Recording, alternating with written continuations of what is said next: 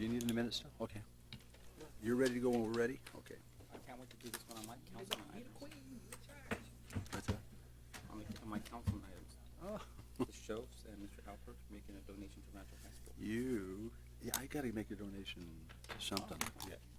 Ready yet? You already have all these in order? No, I don't know. I'll check them. Good evening. Thank you. We're starting a little bit late today, but we'll catch up. North Las Vegas City Council welcomes you to our City Council meeting this evening. There are two public forums set aside for public comment, one at the beginning of the meeting and one at the very end. If you wish to speak, please complete one of the blue cards, which are located on the table outside the main entrance and at the podium rail over here. Please give your card to the city clerk. She sits right here. And when I call your name, I ask that you limit your comments no more than 3 minutes, and we try to avoid repetition. Madam City Clerk, are we in compliance with the Nevada open meeting law? Mayor, yes, we are in compliance. Thank you. Tonight we have the opportunity to have an invocation given by Jeff Heibarger of the LDS Church, and following him we will have the Pledge of Allegiance given to us by Girl Scout Troop 261 and 267 visiting with us today. They came up, met the council members, took a tour of the building. We just think the Girl Scouts are just terrific. So thank you for being here, ladies. Mr. Heibarger.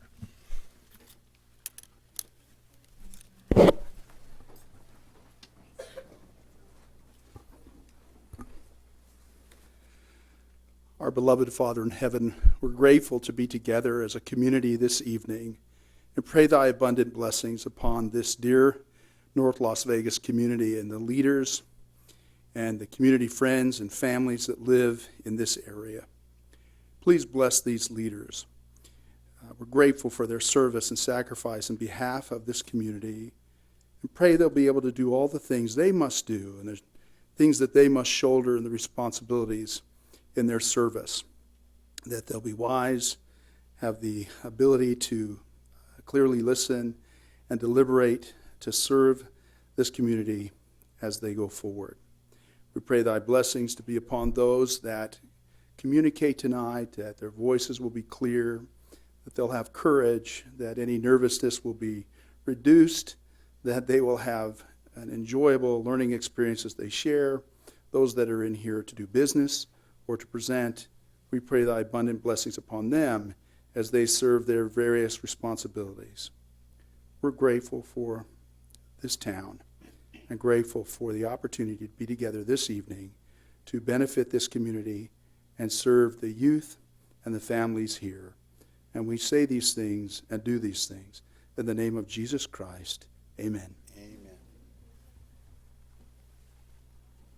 Let's go, girls.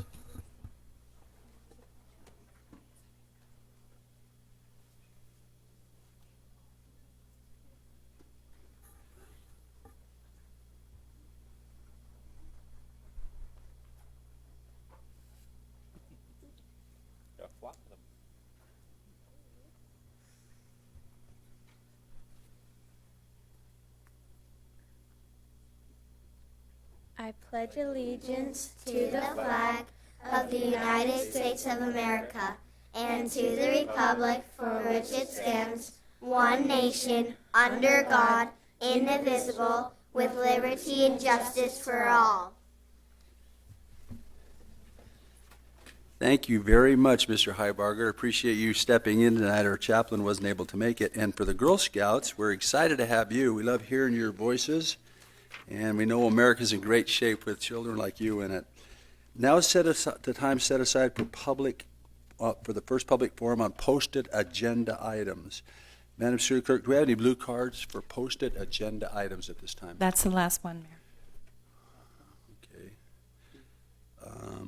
Now, these two people who have got them here, I'm gonna go through the order tonight, and if you want to speak at the time of your item that comes up, or did you want to speak now and just leave early? But if you want to wait till your item comes up, it'll be more beneficial to you. Matt Ryber, did you want to speak now or when your public item comes up? Okay, and then John Gordon, did you want to speak at your public item? Okay, there we go. Thank you very much. Anybody else would like to approach the council right now on posted agenda items? Seeing none, we'll go ahead and close the public forum. Moving on. We have two proclamations this evening. I've asked Councilwoman Goins Brown to present the proclamation for Girl Scout Week, and Councilman Wood to present one for April Fool's Day. So, Council, let's go down front and make these presentations. Mayor, I was just informed that the person who is receiving the proclamation for April Fools is not available, so potentially we would continue that item. Yeah, did you just find that out right now? From Cass, yes. Okay, thank you. So we will hold on that, Ms. Woods. That was your presentation, and we'll do the Girl Scouts right now. Thank you.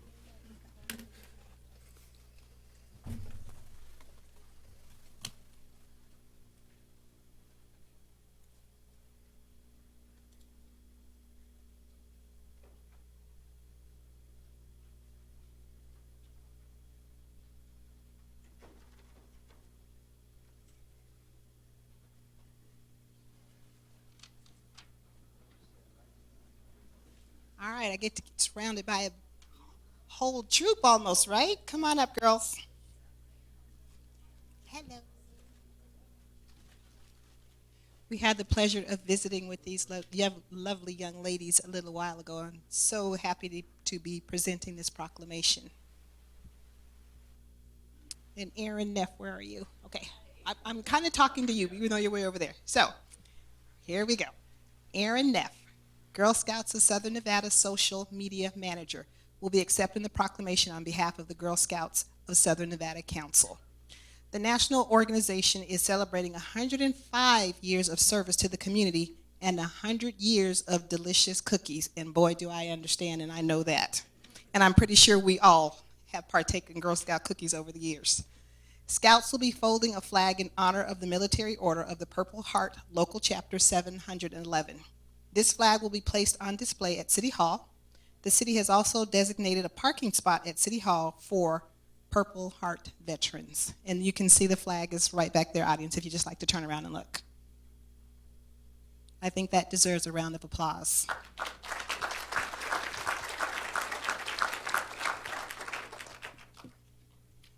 Thank you, girls. That is beautiful and just leaves me speechless. Thank you so much. So whereas March 12th marks the 105th anniversary of Girl Scouts of USA, founded by Juliette Gordon Lowe in 1912 in Savannah, Georgia, and whereas throughout its distinguished history, Girl Scouting has inspired millions of girls and women with the highest ideals of courage, confidence, and character, and whereas through the Girl Scout leadership experience, girls develop the skills and lessons that all serve them a lifetime so that they may contribute to their communities. And whereas Girl Scouting takes an active role in increasing girls' awareness of the opportunities available to them today in math, science, sports, technology, and other fields that can expand their horizons. And whereas more than 2.7 million current Girl Scout members nationwide will be celebrating 105 years of this American tradition, they continue the mission of building girls of courage, confidence, and character who make the world a better place.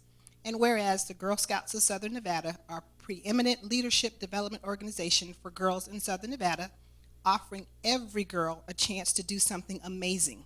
Now, therefore, we, the City Council of the City of North Las Vegas, do hereby proclaim March 12th through the 18th as Girl Scout Week. Yay!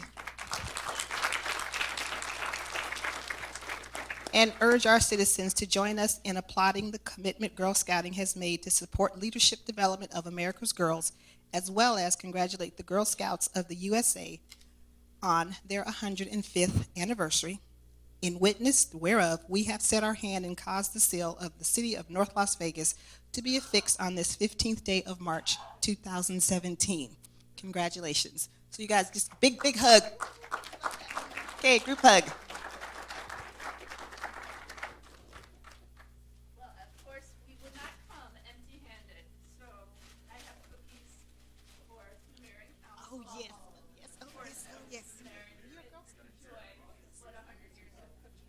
And Councilwoman Wood, and we're very proud to say that we were both involved in Brownies and in Girl Scouts way back when. Hey, congratulations, ladies. Thank you so very much.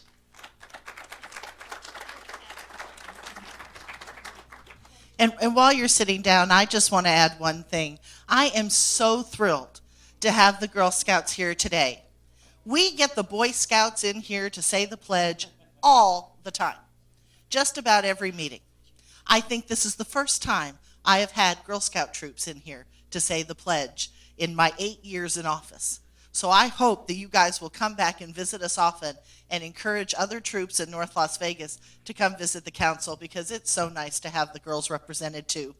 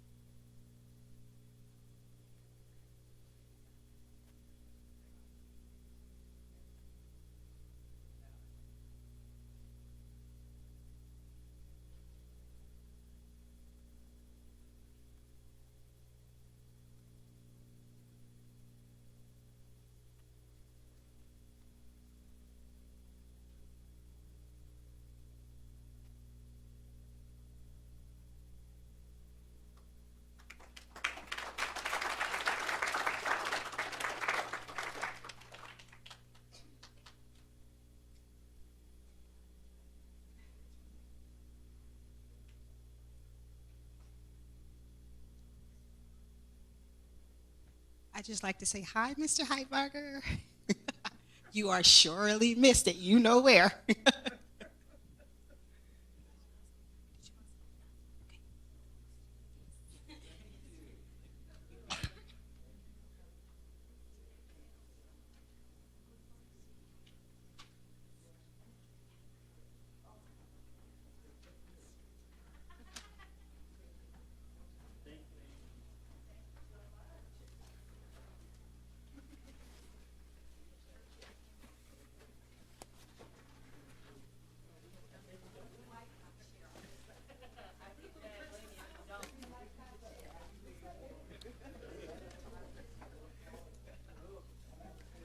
Second public forum.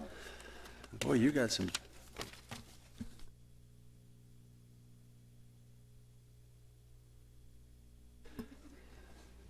For the record, my two sisters were Gold Scouts. They run that's like the Eagle Scout Award. The Gold, yeah, but when I was out campaigning one time, I saw at the door it said "No soliciting unless you're selling Girl Scout cookies. Don't bother knocking." I like this guy. He'll vote for me because I like cookies. Moving on to the agenda. Item 1, approve City Council regular meeting agenda of March 15, 2017 for possible action. Good evening, Mayor and Council. The agenda is in order, ready for your approval. Thank you, Council. We'll take any comments or questions. If not, we'll take a motion to approve tonight's agenda. Move to approve. Please cast your vote. We have a motion.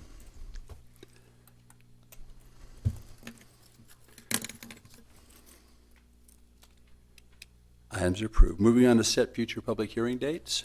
Item 2, set date on any appeals filed or required public hearings from the City Planning Commission meetings. Thank you, Madam City Clerk. I so direct you to set any dates as necessary. Moving on to public hearings. Item 3, conduct public hearing regarding Special Improvement District Number 65, Northern Beltway Commercial Area.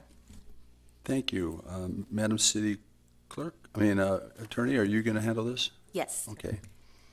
Mayor and Council, this is a public hearing relating to the city's proposed Special Improvement District Number 65. The purpose of this public hearing is to take input from property owners in the proposed district on the proposed project. The city is proposing the construction of a street project, a water project, and a sanitary sewer project, each as described in the preliminary plans and specs which are on file with the city. The estimated total cost of these projects is $43,166,000. The city expects to pay $18,893,000 of this amount from assessments against properties benefited by the project. The city expects to pay the remaining $24,273,000, approximately 56% of the total, from sources other than assessments. Nevada Revised Statutes Chapter 271 governs the creation of special improvement districts and the related levy of assessments for projects within these districts. This chapter lays out a specific order of events which must be followed to create a district and levy assessments. As part of this process, the City Council adopted a resolution on February 15 making certain findings relating to the proposed project and district and calling this public hearing on the proposed project and district. A notice of hearing was mailed by city staff to the owners of property to be assessed in the proposed district. This notice was also posted on the city's website and published in the Las Vegas Review-Journal. This notice contained all information required to be included by NRS Chapter 271, including a proposed maximum benefit from the proposed project and a preliminary assessment amount. Although not required, the city did go above and beyond the requirements of NRS Chapter 271 and hired independent third parties that made the determination of the maximum assessment value on a cost basis. As noted in some of the written objections received from property owners, the maximum benefit amount is significantly higher than estimated assessment for each parcel, which was also included in the notice sent to each of the property owners. Some property owners have asked why the final assessment amounts were determined before sending out these notices. The reason for this is that this step in the process required by NRS Chapter 271 is a provisional order step, where assessments are not intended to be final. This is the opportunity for the property owners to be informed of the proposed project, its estimated costs, and the preliminary proposed assessment. At a later date, the council will call and hold a public hearing on the final assessments for each property. The Public Works Director will actually give a little summary of the project at this time. Thank you, Madam City Attorney. Mr. Duvall. Actually, Randy's playing my Vanna. He's going to be putting a map on the overhead that will lay out the extent of the projects that we're doing. We're doing a Tropical Road project that's going to be done in 2 phases. The first phase is connecting Tropical into the I-15-215 interchange, and we'll take Tropical improvements to Lynn Lane and then turn south in Lynn to El Campo. The phase 2 of those Tropical improvements will then continue the Tropical Parkway project all the way down Tropical to Hollywood, and then up Hollywood to the existing interchange at the Speedway. Within that project, we are also including some local water and sewer improvements to serve some of those properties along that alignment so that the street won't be cut once we build it. The second portion of this project is actually the Northeast Interceptor Sewer Project, which is going to take a sewer line from our existing water treatment plant and run about 5 miles of sewer up to the Sloan and Tropical interchange to provide sewer service to this area. If you have any questions on the specifics of that project, I'd be happy to answer any that you may have. Thank you. So what we're going to do here is we're going to open up the public hearing for public comment. Just to say it in my terms, nothing will be discussed this evening. We are opening up this 1,100 acres for future growth and opportunities for the city, providing that this ordinance goes through. We are paying, the city is paying 56% of this project so that it's not encumbered and burdened upon all the property owners. But we do understand that property owners have questions and have a right to come up and put something on statement. We have a director, Mr. Adair. Where are you at? Right in the back. He's in the black suit back there. After this presentation, he will walk through those 2 doors, get your information or talk to you or answer questions and set up times to get with you. And then we will, on April 7th, we will come back again to discuss this with the City Council. So right now, we're going to open separate. Mayor, just a correction. I believe it's April 5th. Oh, April 5th. Excuse me. I'm very sorry. That's very, very important. Larry Hopkins, please come forward. And behind him, Mark Leptovitz. There we go. Good evening, Mr. Mayor and Council. Larry Hopkins with the Operating Engineers, Southern Nevada Operating Engineers Training Trust. We own property, about 80 acres at the near the project location on Howdy Wills Road, and we wanted to come out in support of the project to increase access and of course sewer access and so forth to that particular area. I think I heard the attorney say that there would be the opportunity for us to evaluate the assessments just to make sure that we're accurate on the assessments in The relation. final assessments, yes. Okay, all right. That's all I have. Thank you. Thank you, Larry. Appreciate you coming. Mr. Lekowitz, I'm saying this wrong, Mark, but appreciate you.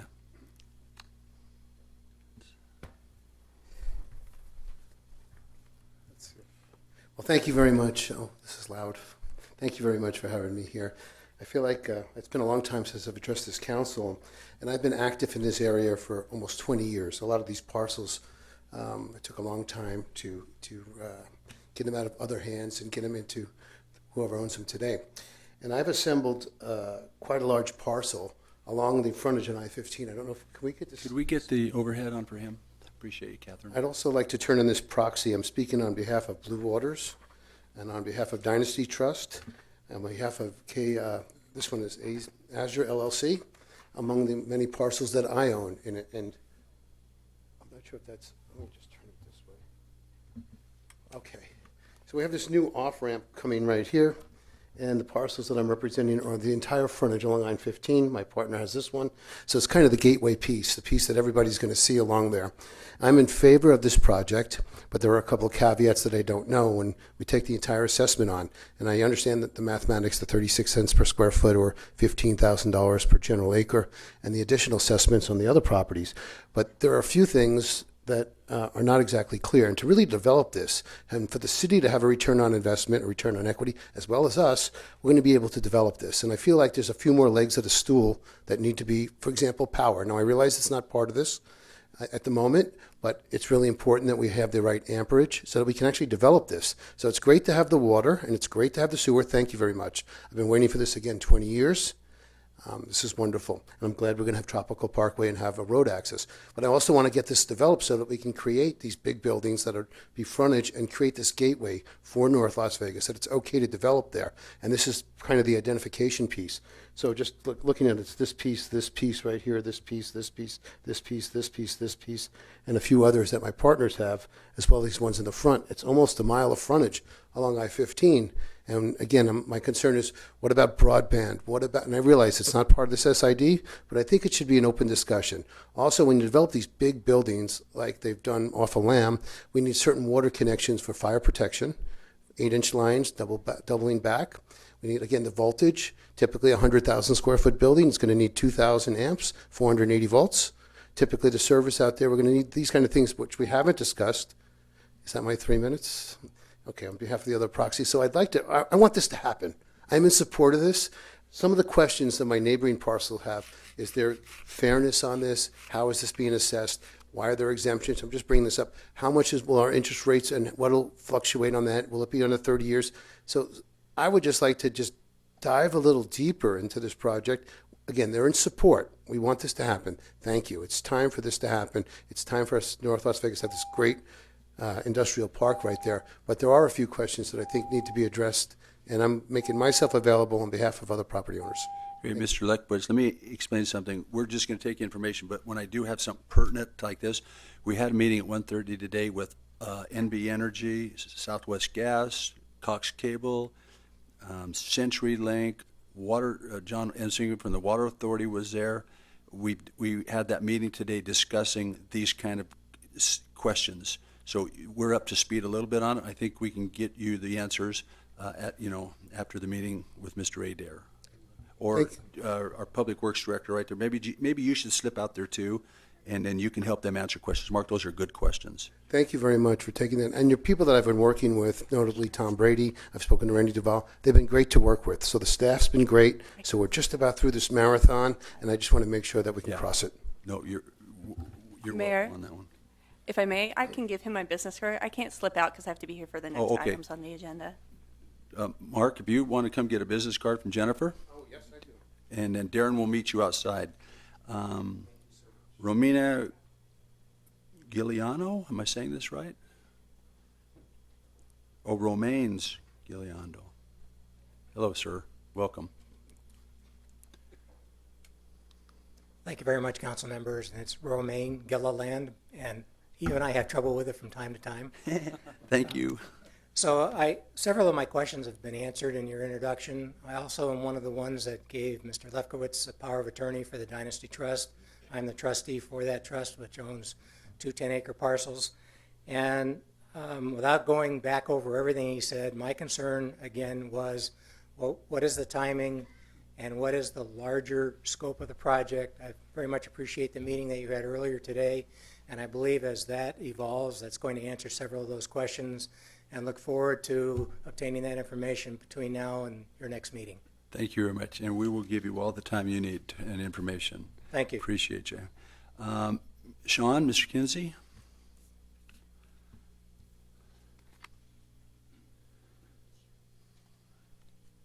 Welcome, Sean. Good evening, Mayor, Council. Sean Kinsey for the record, District Representative, Operating Engineers, Chairman of the Southern Nevada Journeyman and Apprentice Training Site located Honeywell Drive in North Las Vegas. We are here in support of the project. We believe this to improve our property value.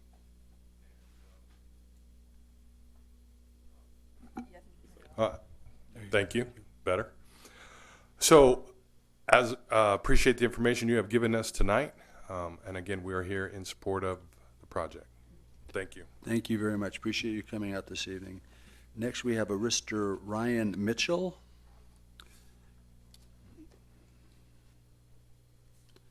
And following him, we'll have Richard Houlihan. Thank you, Mr. Mayor, council members.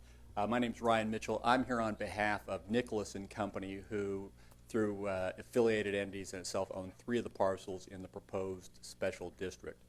They've filed a written response with certain objections, and they want to touch on a few of those and then raise a couple of additional ones because in the meantime, from receiving the proposed assessments, they've got preliminary analysis from an engineer who had some objections that on the cost, the scope of the project, and I've actually brought, for the record, copies of kind of the initial analysis from the engineer that I'd like the council to consider. But their main objections at this point really come down to 3. The first one is the high cost of the project. As you'll see in the engineer's report on the local sewer and the regional sewer, with respect to the local, it's being assessed cost at approximately $176 a linear foot, when typical, engineer said, projects of this type for sewer are generally in the $30 to $50 range. So this appears to be 4 to 5 times the average cost. I understand this may be a maximum cost, or we're not sure on it, but that's one of the real concerns that's raised. The second issue and concern and objection we have is based upon the methodology that's being used for the regional line. It appears that it's being assessed on a per acreage basis, when that typically, according to at least the engineer, is maybe appropriate for a single zoned project. When you've got all, industrial or commercial zoned in the project, when you've got a special district like the one here, where there are multiple zoning, industry, commercial, other ones, it's typically not appropriate to do a measure of special benefits based upon simply the acreage size. Flow rates, usage is more appropriate type of analysis to determine assessment and benefit in those type of procedures, and we think that would be a more equitable and fair ratio.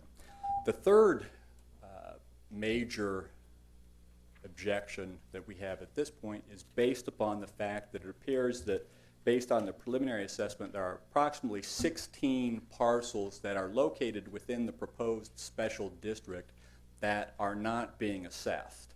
Certain very large parcels, including Cisco and certain others that we're aware of, but who will receive the same benefit from the road and the same benefit from the sewer as the others, and that will be getting a free ride. Just continue on. So we would just object based upon, if there is going to be a assessment and there's going to be a special district created, that all of the parcels within it be included and assessed, because they're all benefiting. Thank you, Mr. Mitchell. All these being recorded, and we will take that and put that in the mix. Thank you very much. Richard, Mr. Houlihan? Okay, thank you very much. I have Carol Uchimara. Am I saying this right, Carol? Did you have something that you'd like to offer? I'm not really that prepared, and I don't want to waste your time, and especially if I speak to the right person and have questions answered. But Could you speak into? okay, one of the things is there's parcel numbers. There's 127 parcels. This is a district that you're basing this on. You have a very specific question. The people will meet you out the back door. Maybe they could answer that. We'll have the director go out there and meet you. Would that be okay? But the other thing that I was wondering, what instigated this improvement? Are we having an off-ramp go on? Is that what is going on? Yes, but that is not part of the assessment. Okay, because then I would really have a problem, because people that benefit from an off-ramp is a much bigger district than 127 parcels. We're hoping everybody benefits from the off-ramp, but that is not part of the sewer assessment today. Are you aware of any kind of project that may involve that area that instigated this improvement? No, but you can visit with it's just an access road for everybody. Oh, Jennifer, would you like to give her a card? Okay. And then Mr. Owens, Mr. Nathan Owens. You here, Mr. Owens?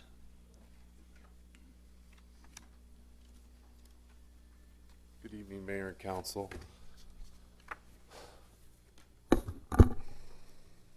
I represent the Cross, Gary, and Deborah Family Trust. They're owners of 2 parcels in the proposed special district. I earlier today submitted a letter to the county clerk. She indicated that it was being made part of the record. I've brought copies with me tonight, so I won't bore you with everything in the letter. I just want to highlight a couple things, and I'll begin by echoing some of the comments made by the gentleman who was here a moment ago. There are issues with the objections are that not every parcel is being assessed, and with how the assessments are being calculated. And I understand that that's still a work in progress, so we will see how that plays out. But let me work down a few concerns that we have and objections we have to the proposed SID. So far, there's no evidence of any benefit that my clients are going to get from this. My client's property is west-south of the road you're talking about, and quite a ways away, and so it's unclear what benefit we're going to get from that.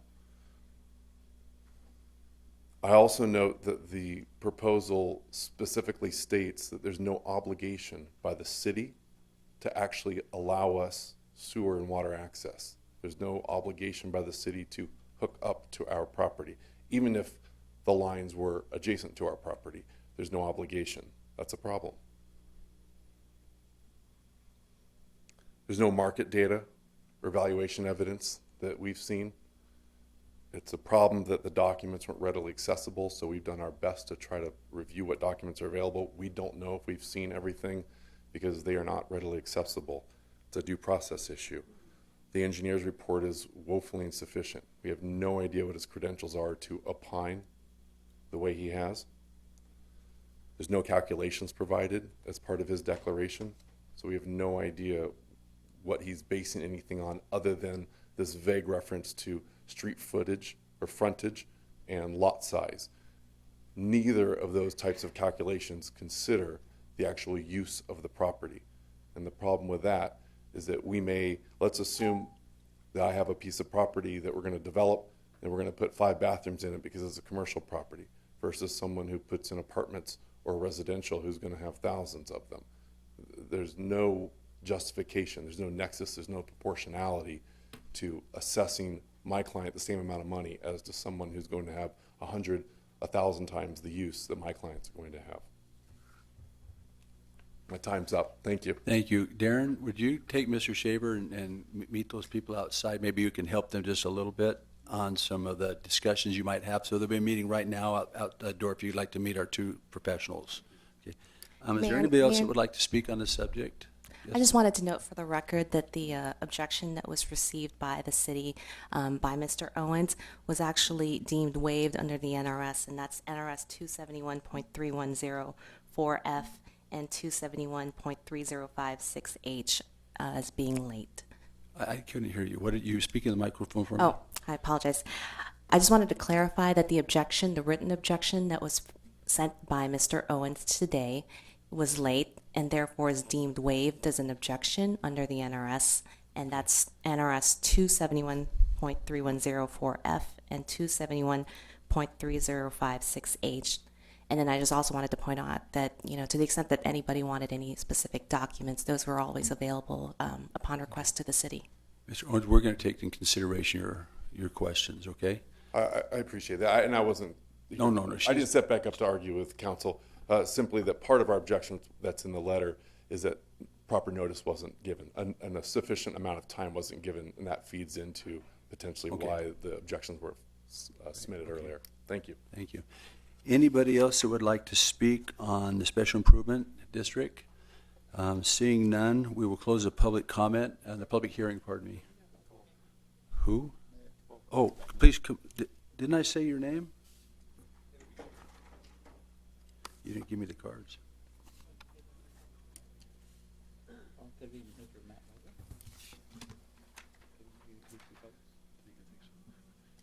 Go ahead, sir. Hi, for the record, Matt Ryba. I represent AML Investment 1.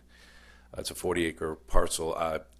I'm not sure, I'm kind of new to this type of forum, but I did not get an opportunity to put a written objection in, and I apologize for that, but I'm here in person to say we don't necessarily object. We're all for this improvement, but I guess it's just, speaking in line with other people who spoke, the assessment and how it's valued pursuant to the particular parcel that you own, where there's benefit to some that are greater and less benefit to others. Our parcel is still, regardless of when the improvements are done, is kind of going to be still out on the moon. It's between the operating engineer and the trust company.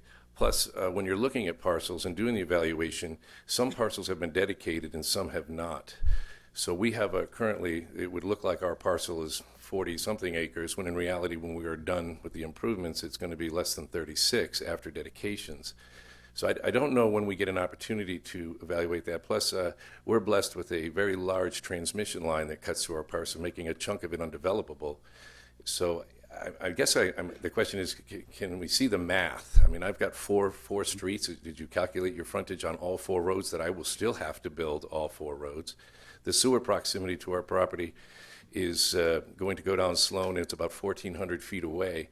And I was unable to assess at the time whether the invert depth shown on that particular manhole, this would be our target, is going to be sufficiently low enough for us to even put in the sewer to get to it. So I'm wondering what the opportunity would be to actually maybe negotiate, show your math, show me how this particular parcel, it's still somewhat on the moon surface when all said and done, for our benefit. I'm for this, but I would like to know how the mechanism is going to work to make sure that it's assessed and prorated appropriately to a particular person's parcel, to the value of the parcel, to the developability of the parcel, and the proximity of the parcel to all of these improvements. So, Matt, those are good questions, and I appreciate you coming. I'm sorry I didn't call your name. I even recognized you, but they're out there meeting in the foyer right now. I did have another one that's probably a bag of snakes, and it's just out of curiosity only. When this goes out to bid, I'm sure it'll be a prevailing wage, a Davis-Bacon project. Yet when we accumulate and total up private money, would that be under the same guidelines and contractual obligation to pay prevailing wage? Because there's a significant amount of increase in costs to do prevailing wage work over right to work and free trade and competitive bid. So I don't know if that's even been taken into consideration if we're going to collect from private party, whether that's under the same guidelines for the installation, the actual cost of labor on the project. So. You're right, and Mayor? they'll have that. Mayor, may I suggest Randy Duval to talk to this gentleman, because most of the questions can be answered. Very good. Yeah. Okay, Matt. Thank you. They're right outside, and you can get most of those questions. The last person, unless somebody else, Mr. Gordon is our last speaker on the SID, if you'd like to come forward. And if anybody else, see any other hands, we will close the public hearing after this. Welcome, John. Hi, Mayor, Councilors, thank you for this opportunity. My name is John Gordon. I represent Harsh Investment Properties. And we previously provided a written response as included in the notice. And I'd like to supplement that with some documentation that we received from the county where we intend to receive our sewer service.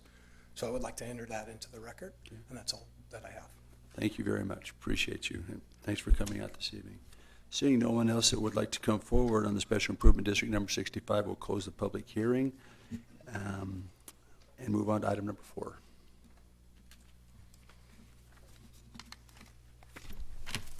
Item 4, approve AMP 0117, Commerce and Revere for applicant Party Homes of Nevada, property owner B3 LLC, to amend the comprehensive plan to change the land use from mixed-use commercial to single-family medium density on property located east of the intersection of Commerce Street and Revere Street. Associated item number 5, ordinance number 2800, and number 6, appeal of T-1398 for possible action. Mr. Gronauer.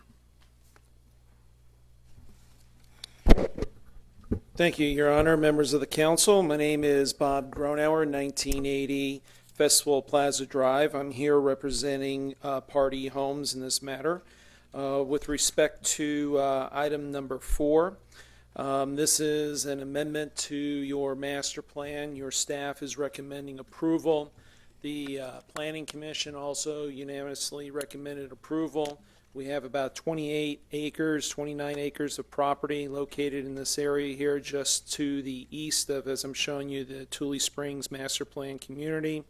This is the Commerce, which is also the Revere alignment that dissects our property in this area.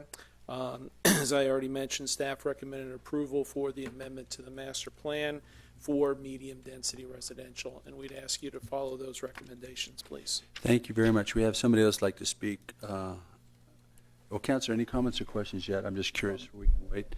Mr. Schoaf. Oh, pardon me. Oh, Bobby, we have no questions for you on this one. Councilman Churchill? No, Mayor, I don't have any problems with this. But I would be happy to make a motion to approve item number 4. Thank you. We have a motion. Please cast your vote. I still have.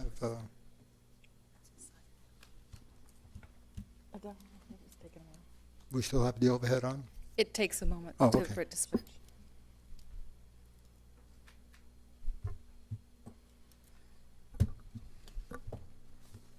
Thank you.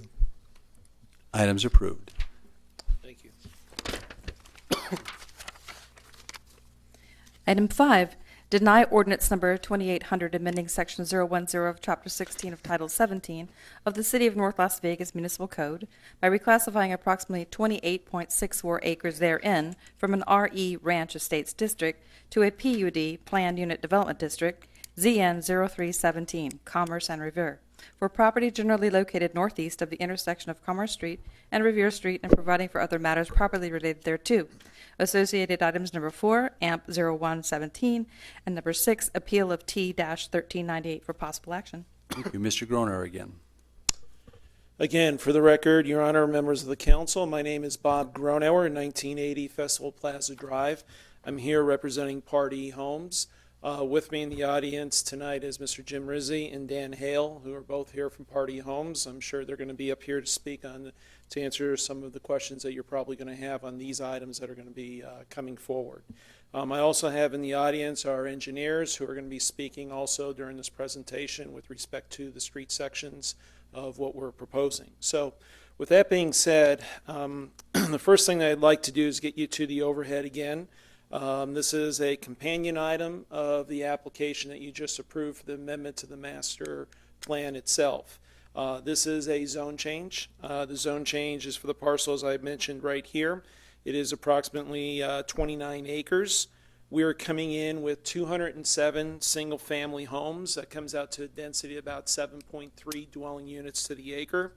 The lot sizes are typically anywhere from 3,600 to 3,800 square feet. Actually, what is this project is known as a wide shallow project, which means the lots itself are much wider than your typical lot that you see, but they're also a little bit more shallower than your lots itself. As a matter of fact, it's a very popular product. It is being constructed just down the way here, as I'm showing you, in Eldorado by Party Homes. As a matter of fact, it is a very high-priced product. It's a very successful product, not only in North Las Vegas and Eldorado, but throughout the valley itself. So as I begin my presentation here going through the issues, I'm going to start, I'm going to end the same way, that essentially all that we're asking for tonight is essentially what has been proven to be very popular, not only here, just a chip shot away with respect to the development that's going on, but also what's happening in the Southern Nevada Valley itself is essentially what we want to do. So with that being said, I'd like to get your attention on the overhead now to the site plan itself. As I already mentioned, we have access coming along Commerce Street, which is located right here in this area. We have ingress and egress coming in this area. We also have ingress and egress off of Durrell. One of the things that we pride ourselves on with respect to Part E is coming in with what we believe are first-rate type of developments such as this. This is a gated community. We not only meet, but we exceed your open space requirements per your code. As you can see here, the green space is spread throughout the property itself. As a matter of fact, your code requires us to have approximately 124,000 square feet of open space. We are providing approximately a little over 134,000 square feet of open space. There is a disagreement with your staff and with us with respect to how we place that open space.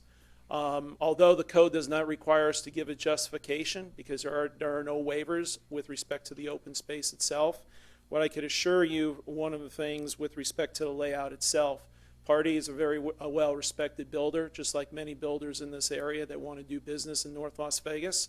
They understand the product and what their customers want.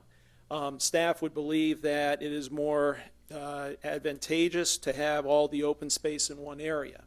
Party, who has built many years, longer than I've been living, has determined as products like this, depending on the type of demographics that they have, that this type of product is more advantageous to be spread out of open space where you have amenities within those open spaces itself. And again, we are meeting those open space requirements per your code. And we're also putting in the amenities that we are supposed to by your code. That being said, we also have hardships on this property is the reason why we have it spread out. One of the hardships that we have here is, if you could see closely, I don't know if you could see it, but there is a red line going through the property in here. We have a fault line that you got to deal with. As you guys all know respectfully, we cannot build on a fault line. So when you deal with constraints on a property itself, because no property is 100% clean. You know, every property you buy always has something wrong with it from easements and other constraints like this. So because of that, we are actually putting some open space here, but we're moving some open space in the main entryway here. And you can see in our entryways here, because you want to make sure as you have a place of home when you enter into the project itself, which is a gated community. So respectfully, we disagree with your staff with respect to the open space issue. And it's simply put, we meet it, we exceed it, we're providing the amenities, and it comes down to the preference. There may be other projects that Part E does based on demographics that they'll put all the open space in one area. In this, we feel that it's best to be spread out. And oh, by the way, as I mentioned to you earlier, that we're adjacent to or nearby Tule Springs. And if I could show you on the location of the map itself, which is important to know, this area is going to be your regional park. And you have your developer who's here tonight, who's actually going to be on your next couple applications coming in this area for additional homes and subdivisions to be approved before you tonight. They will be contributing in building an early phase one of this park in this area also. So you not only have a builder that's been here for many years, but you have a community partner who wants to continue selling homes in North Las Vegas as they get out of Eldorado As I said, they want to come in here, build this development in here with the product that's been very successful. We believe the open space, just hit on it one more time, is more than adequate in this area with respect to what we're providing in the spatial areas. The next thing that I would like to talk about, because I believe there's two issues here. This is the second issue, which is a bigger issue of a longer discussion that I'm going to need to have here. So what I'd like to do is pass out the exhibits that I'm going to need to go through to discuss the next issue. So the second issue that we have here is not only just for this project itself, but it's also the projects that are the next several applications that are before you. So although I'm going to go through a lengthy presentation, depending on the discussion of where we're going to go, will depend on how much longer I'm going to need to discuss on those other items also. So please bear with me. So what we are asking for, and I know we've had these discussions, is within our subdivision here and our other subdivisions, what we're asking for within our private street section is to have a sidewalk on one side of the street within a private street section. Your code requires us to provide for and submit an application to suspend the Section 16 requirements for your private street section standards.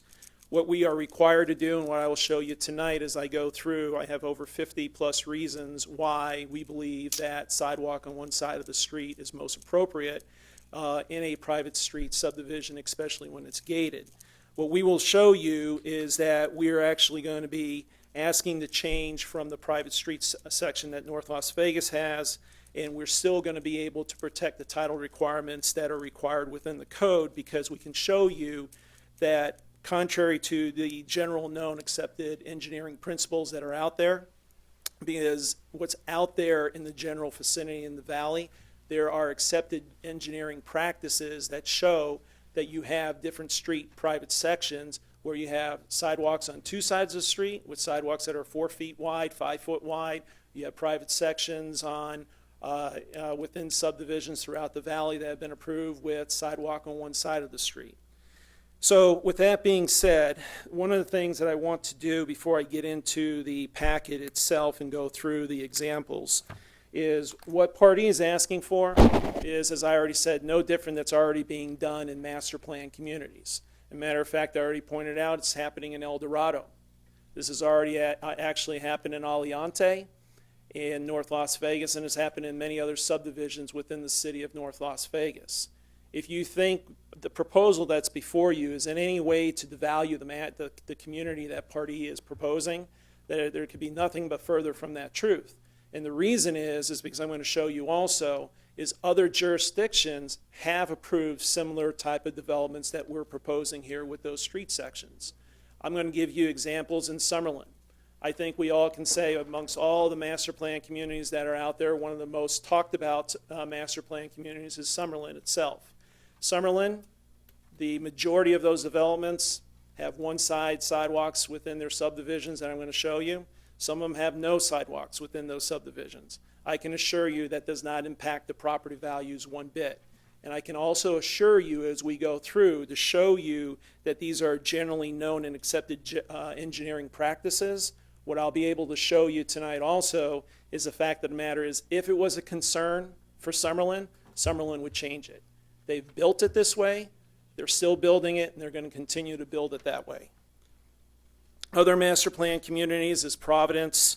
We have Rhodes Ranch, Mountain's Edge, Summerlin South, as I just mentioned. So those are master plan communities where those are generally accepted principles. So what I'd like to do is take you through some of the examples so you can appreciate where party is coming from with respect to the request.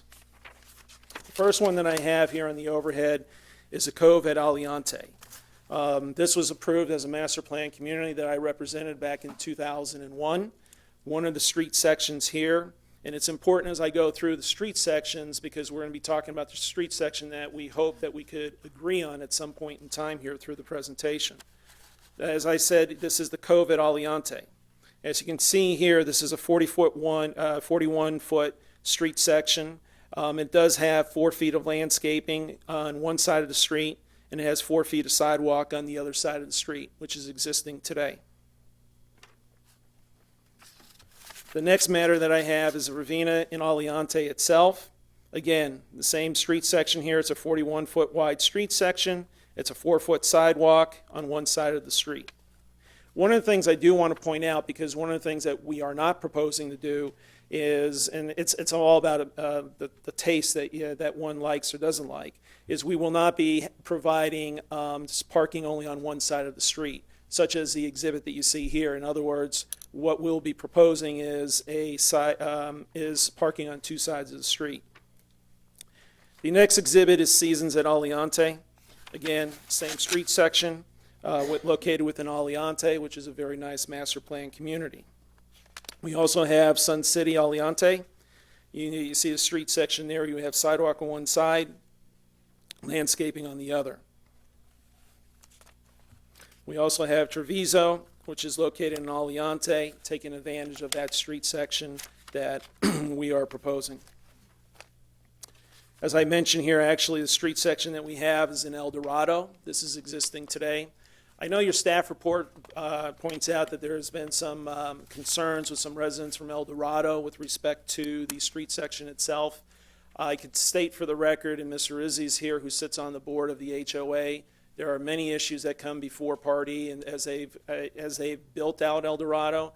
One of the issues that have never been discussed, and Mr. Rizzi's here to correct me if I'm wrong, is the concern about having sidewalk on one side of the street versus two sides of the street. Because believe me, one of the things that I want to hit on is if it's this builder or any other builder that's coming to North Las Vegas, if the consumer, which is the home buyer, wants to have sidewalks on both sides of the street, they're going to go and buy houses, subdivisions, within subdivisions where sidewalks are on both sides of the street. And the home builder will make those changes because that's the market and that's the demand where you are. So this is a section within Eldorado itself. This street section is a little bit bigger than what ALIANTE was approved for. ALIANTE was a 41-foot wide street section. Here we have a 44.5-foot wide street section, where in Eldorado you actually have a 3.5-foot wide sidewalk located in this area. And one of the things I wanted to point out is you can see you actually have parking on both sides of the street there. The next picture is Prescott Park. This is located just north side of Grand Teton, outside of the what used to be known as Park Highlands West Master Plan Community, which is now the Vista Valley Master Plan Community. But in this gated community, this is a private street section where you actually have sidewalks on one side of the street and sidewalks not on the other side. This is not in North Las Vegas. This is just north of Anna along Rainbow itself. But this is another project. This gives you an example in the city of Las Vegas of a street section of 37-foot wide street section. In here, this one has no sidewalks within the subdivision itself. Next, I'd like to get into the city of Las Vegas, and this goes to the heart of the burden that we need to show you tonight, that contrary to your title requirements, that the generally known accepted engineering practices are to allow these type of street sections. Again, in here, this is Brighton and Kensington, located in the city of Las Vegas, where you do have one side of sidewalks, and the other side is landscaping in that area. The next one that we have is Chestnut Hill. As you can see, the street section itself, this street section is a little bit different. It's a 37-foot wide private street section where you do have sidewalks on one side of the street, and the other side, as you can see here, there are no sidewalks. The next matter is Highgate, which is also located in the city. Again, same example. This street section is a 37-foot wide private street section. You can see how that is laid out here in Highgate. The next one is located up in the northwest area, Conquistador and Centennial. Once again, you can see the layout here. This is closer to or just outside the Centennial Hills area in the northwest side of the city of Las Vegas. You do have sidewalks on one side in this street section here, and sidewalks not on the other side. The next example, and I already mentioned in the beginning of my presentation, is with respect to Summerlin itself. Personally, we could go out to Summerlin and take hundreds of these pictures in the many different subdivisions that are out there that are being constructed, but in essence of time, we want to take a few to give you an example. This is the Sienna Golf Course community. In the Sienna Golf Course community, you can see here, this is an active adult area where you do have sidewalk on one side and there's no sidewalk on the other side. This street section is not a 37-foot wide street section, but it's a 39-foot private street section with sidewalk is approximately 4 feet in width. The next picture that you see here, this goes to show that this is actually being constructed as we speak now. This is one of the projects located in Summerlin, which is a Regency active adult community. This is a 39-foot private street section. Within that 39 private road section itself, you have a 4-foot wide sidewalk. You can see the sidewalk located here. The reason why you see the vacant area here is that's going to be under construction. So these are newly approved plans located in Summerlin. Willow Springs, a very nice neighborhood located here. Very familiar with this. I have some friends that actually live in this subdivision here. This is another private street section located in the city, in Summerlin. You have a 39-foot private street section. Again, 4 feet of it is sidewalk within the 39-foot street section itself. These are some of the newer parcels. If you go to the west, going up in Summerlin there, up adjacent to the hillside itself, you will see this is the newer products that are coming online. As you can see, some of the stick homes being constructed as we speak. This, again, is a 39-foot wide street section in Summerlin, and it's a 4-foot wide sidewalk. This is parcel D.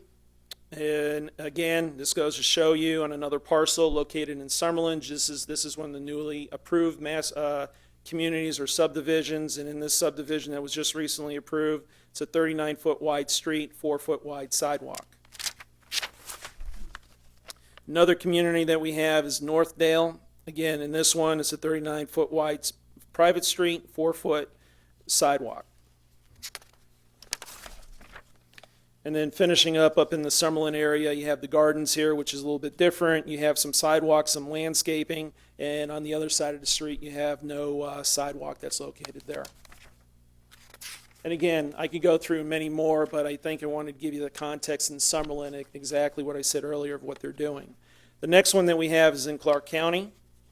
Once again, just trying to cut down on the numerous of subdivisions that have been approved, are under construction, or in the process of getting approved.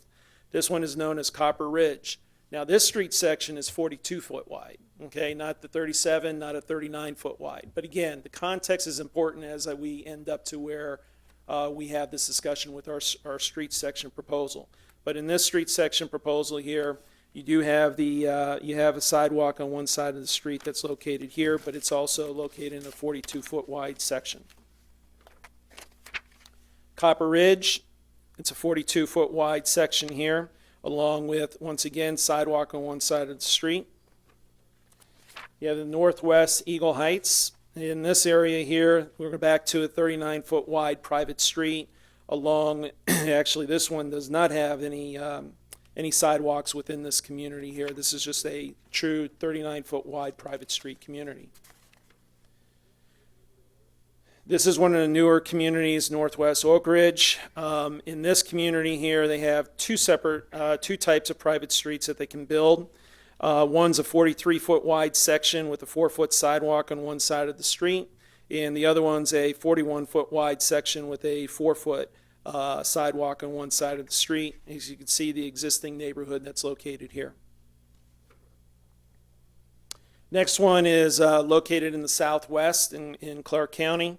This is known in Arlington Heights. Again, a community that's currently under construction. As you can see, the homes that are being constructed here.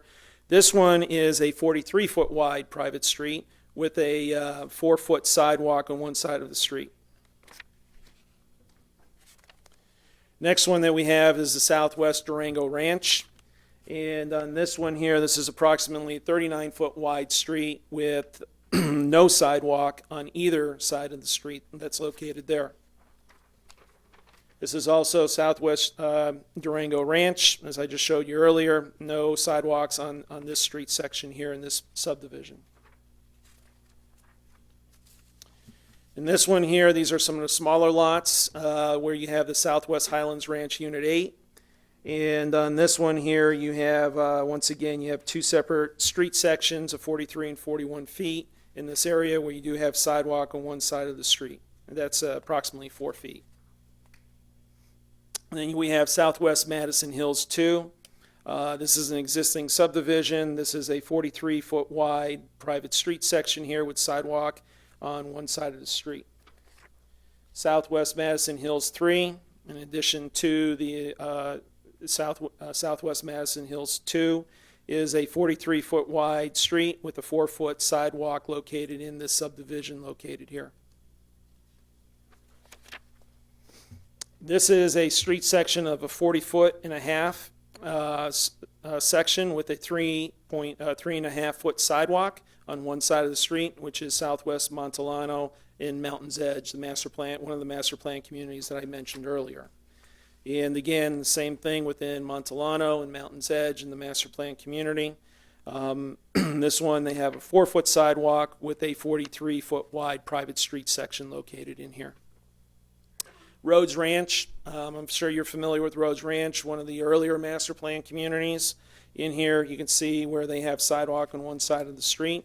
You can see from a sustainability standpoint, this master plan community has been built in the, I believe it was approximately mid-90s to late 90s. And the purpose here is so you can see some of the sustainability of the master plan community. And again, this is Rhodes Ranch itself. Another project, Southwest Warm Springs at Yellowstone. You can see the street scene, which is much different than some of the other street scenes that we've been showing you with respect to the private streets. We also have, again, Yellowstone here. As you can see, this is just on another street, and you can see the different types of streetscapes that are provided. Talasera, we do have sidewalks on one side of the street on private streets that are located in this community. In this community, you do have some speed bumps that have been put in here. You do have sidewalk on one side of the street in a private street section itself. And then finally, what I have is I only have a handful of pictures in the city of Henderson. What I do want to point out, though, in Inspirata, Pardee is a part of the Inspirata development. There are sidewalks on one side of the street that has been approved within those plans also in another master plan community. There are other developments in the city of Henderson, such as a canyon, as you can see here, which is under construction here, which is one side of the street that has sidewalks instead of two sides of the street itself. And we have another subdivision within Henderson that shows you on some smaller lots with respect to the private street section that's in the picture. And then the last one is a continuation from one of the existing projects itself. As you can see, the street scene here, you have no sidewalks located here and sidewalks located over here. So the purpose of these pictures that I wanted to show you and go through is to let you know that what Pardee is asking for, as I said earlier, is no different than what's actually being done out in the valley. It's been in the past. It's being done now in the present, and there's plans to do it in the future. So what we thought we would be bringing before the table is something that is being done by not just Pardee in this product, but by other developers. Also, this issue came before the city about 4 years ago. For the record, the city did approve a project for KB Homes where we had sidewalks on one side of the street in August of 2013. The approval letter is here to show that this actually has been approved, not this street section that we're asking for, but allowing sidewalks on one side of the street. So it's not unheard of to have it in communities that are outside of master plan communities itself. So with respect to the sidewalk issue, what we wanted to, as I already said, what we wanted to show you is there's a variety of different private street sections. And those are standards that have been approved by engineers or engineering standards, and we believe that we've at least met that burden to show you with respect to the street section that we initially proposed of having sidewalk on one side of the street within the private street and parking on both sides is definitely a rational, reasonable request. We believe it's up to the consumer. As I said personally, for me, I live in a subdivision that's 60 homes. I have no street, no, excuse me, I always say no streets, but no sidewalks within my community itself. It's a gated community. My kids jog around. It's 8/10 of a mile. My kids jog on their own within that community. I'll assure you, though, but if it's on a public street, where if you're on a public street out here on Commerce or Revere, you should have sidewalks, and you should have those bufferings and so on. I would not have my kid walking on these kind of streets. But the point is again, as we've been mentioning here, is this is a product, it's a demographic, there's a trend. These things happen 5 times more in the other jurisdictions than that happens here in the city of North Las Vegas.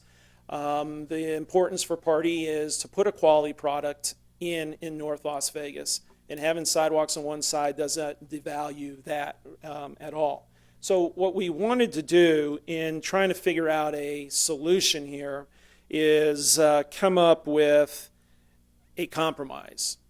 The compromise would be to change this street section that we originally started by having sidewalk on one side of the street to come in with a 45-foot wide street section where we actually have a 4-foot sidewalk on one side of the street and another 4-foot sidewalk on the other side of the street. Although, as I said, we could agree to disagree where we believe developments go. One of the things that Party wanted to do in the spirit of compromise and spirit of cooperation to continue to build in the city of North Las Vegas is to address the sidewalk issue. There is a concern with respect to the proposal that we have, and I believe your Public Works Director will speak to it. I have one of my engineers here to speak to it. There's a pro-WAG requirement. It's way above my pay grade. I'm not going to get into it, dealing with ADA requirements. That's why I have an expert here to speak on it, because that's the next part of this discussion with respect to the street section. Our proposal is to have this street section at 45 feet, which is much bigger than other street sections that are in Alianте. That's bigger, that's in Eldorado, in other master plan communities that I've shown you. So from a street section standpoint, with that width, we believe it's perfect. You can still park 2 sides of the street. We believe also the sidewalk, I showed you 4-foot sidewalk is pretty standard today, in the past, and it's still going to continue in those jurisdictions that we deal with. There's an issue or concern about how you interpret the PRO-WAG, so I'm going to bring up the expert, and I know we're going to have that discussion here, and then I'll come back and circle up on some of the stuff. So I'm going to have James from Slater Hannafin here.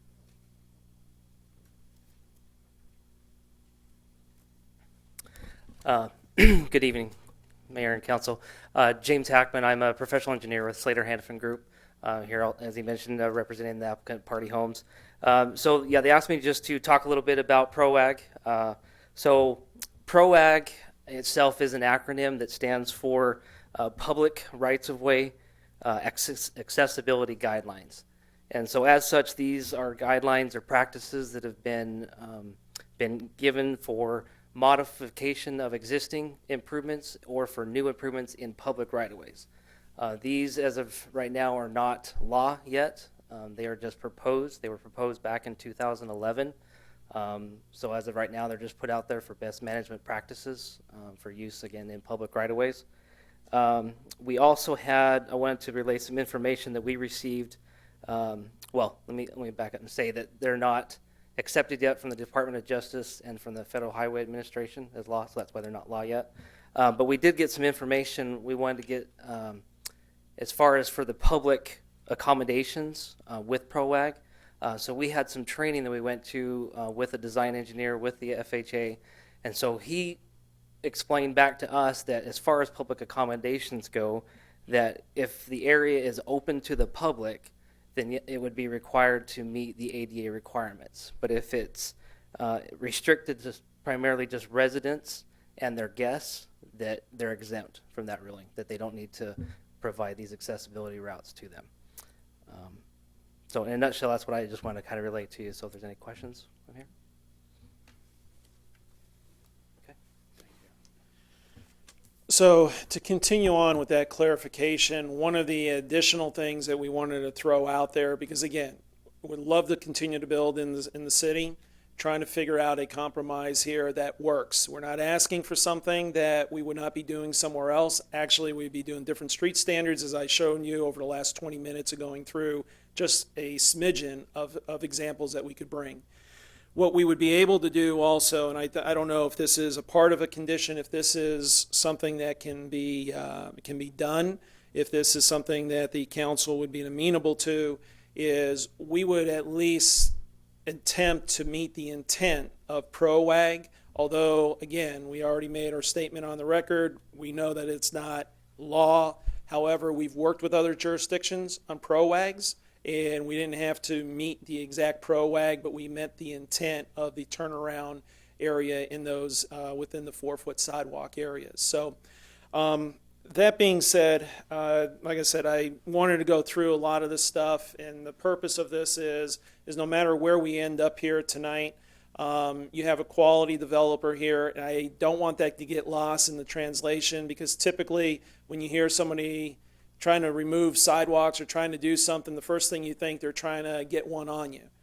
It's a different way of selling homes and where the trend is nowadays. People want more backyard, more front yard. Actually, it's more backyard. I know that. I know that from representing other developers. As a matter of fact, one of the things to point out here that I just thought of, I forgot, as I mentioned, the Planning Commission, if Part E was looking to get as much as they could to get as many lots that they wanted to by removing the sidewalk, the staff has pointed out that in the standards that we're coming through with, we could have 10-foot rear yards. Instead, we have a 15-foot minimum rear yard.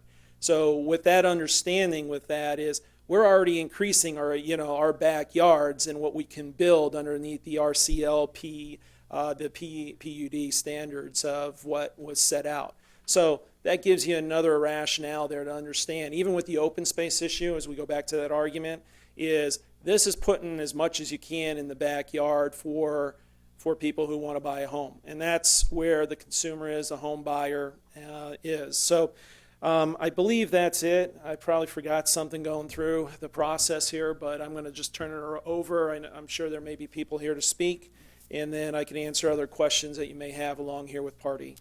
Thank you. Before you get going, Will, is there any questions at this time? We'll have a final time, but Councilman Churchill. I'd like to hear what any of the people in the audience would like to speak to. Any blue cards there, please? Okay, we'll hold then. That's my question. We have two people who'd like to speak also on this, Mr. Shove and Mr. Bouchard.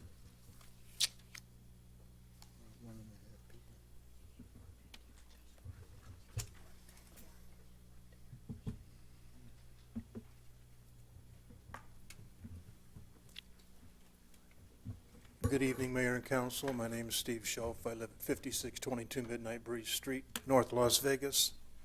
I have the same concerns that I've had prior with the open space requirements, using so much of the perimeter landscaping outside the wall or outside the gates of a gated community, using the majority of that as your open space to meet your requirements. I think it's a mistake. I can't believe that the people would move into this area and then tell their children to go outside and play outside the gates because it's the only real large area of open space.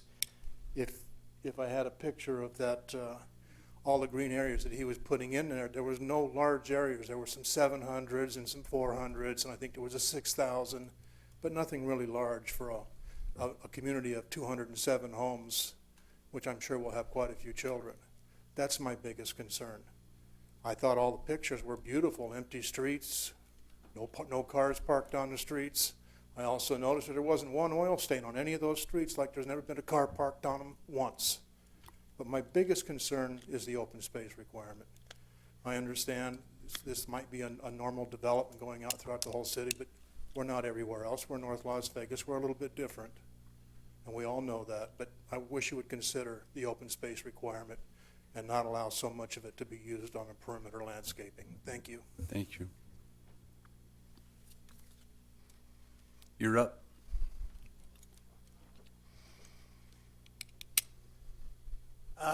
Here's my stand on sidewalks. I'm pro-sidewalk. I think sidewalks are right. It looks stupid to have one side of the street look different than the other. You don't need an art degree to understand that.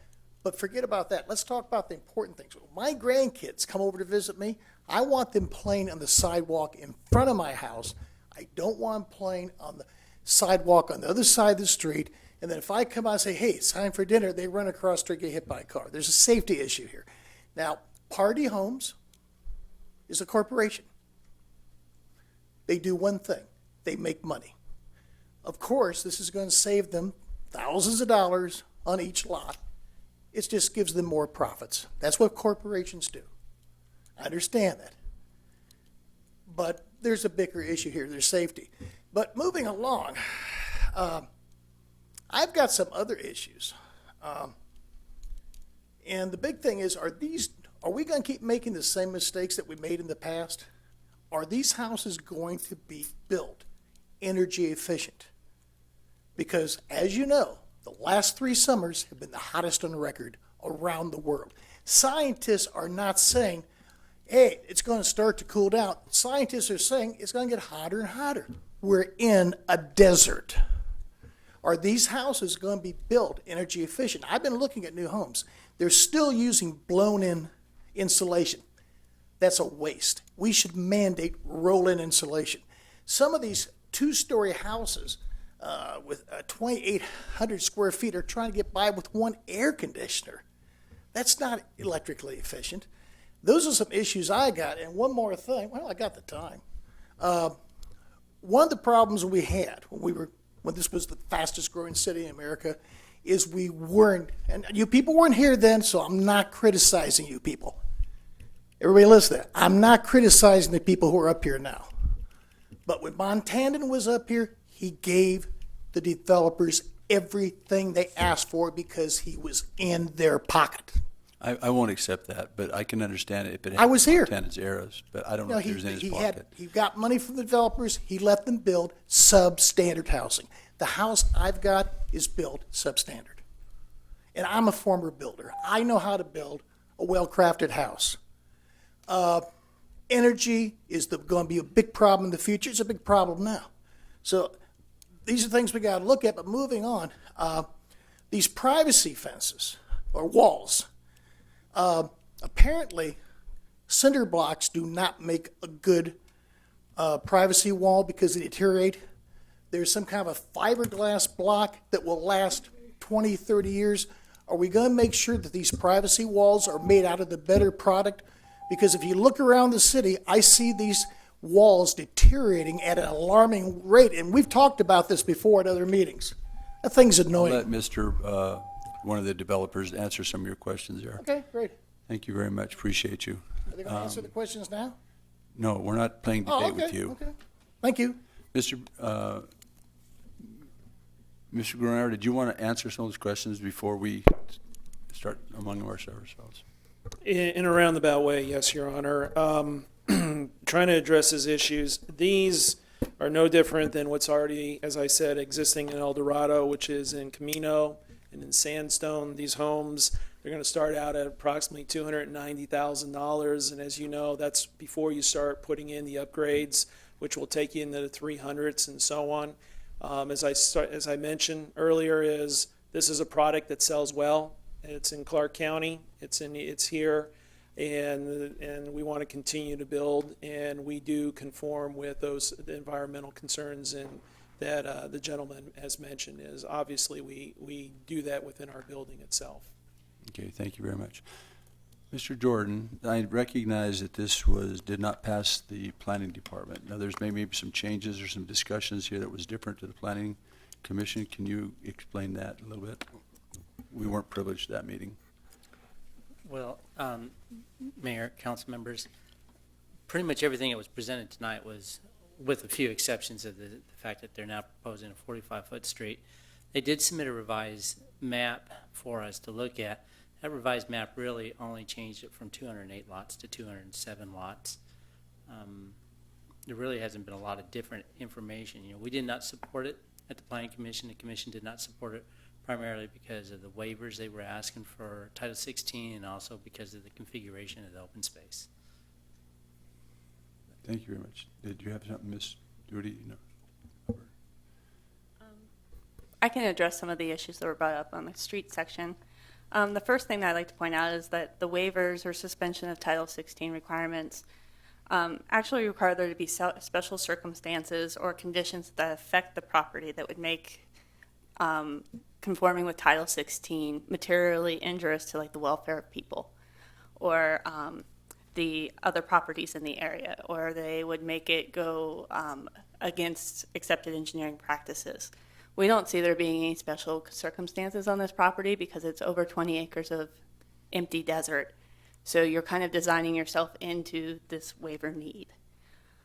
Secondly, a lot of the pictures that were shown tonight were in master plan communities that had those street sections actually negotiated into their development agreement. So it was part of the negotiation process that went back and forth. You know, the city gives a little, developer gets a little, and it's a give and take. So some of those sections that were shown there were actually part of master plan communities that had older DAs prior to us revising our street sections that require the 5-foot sidewalk on each side. We typically make private streets meet public standards because a lot of the times after the development is built, the HOAs can't afford the street sections anymore, and we get a lot of them that come to the city and say, we can't afford this anymore, can you take it over? And we go out and inspect it and then come up with a whole long list of things that they have to do to bring it up to public standards so that we can then take it over.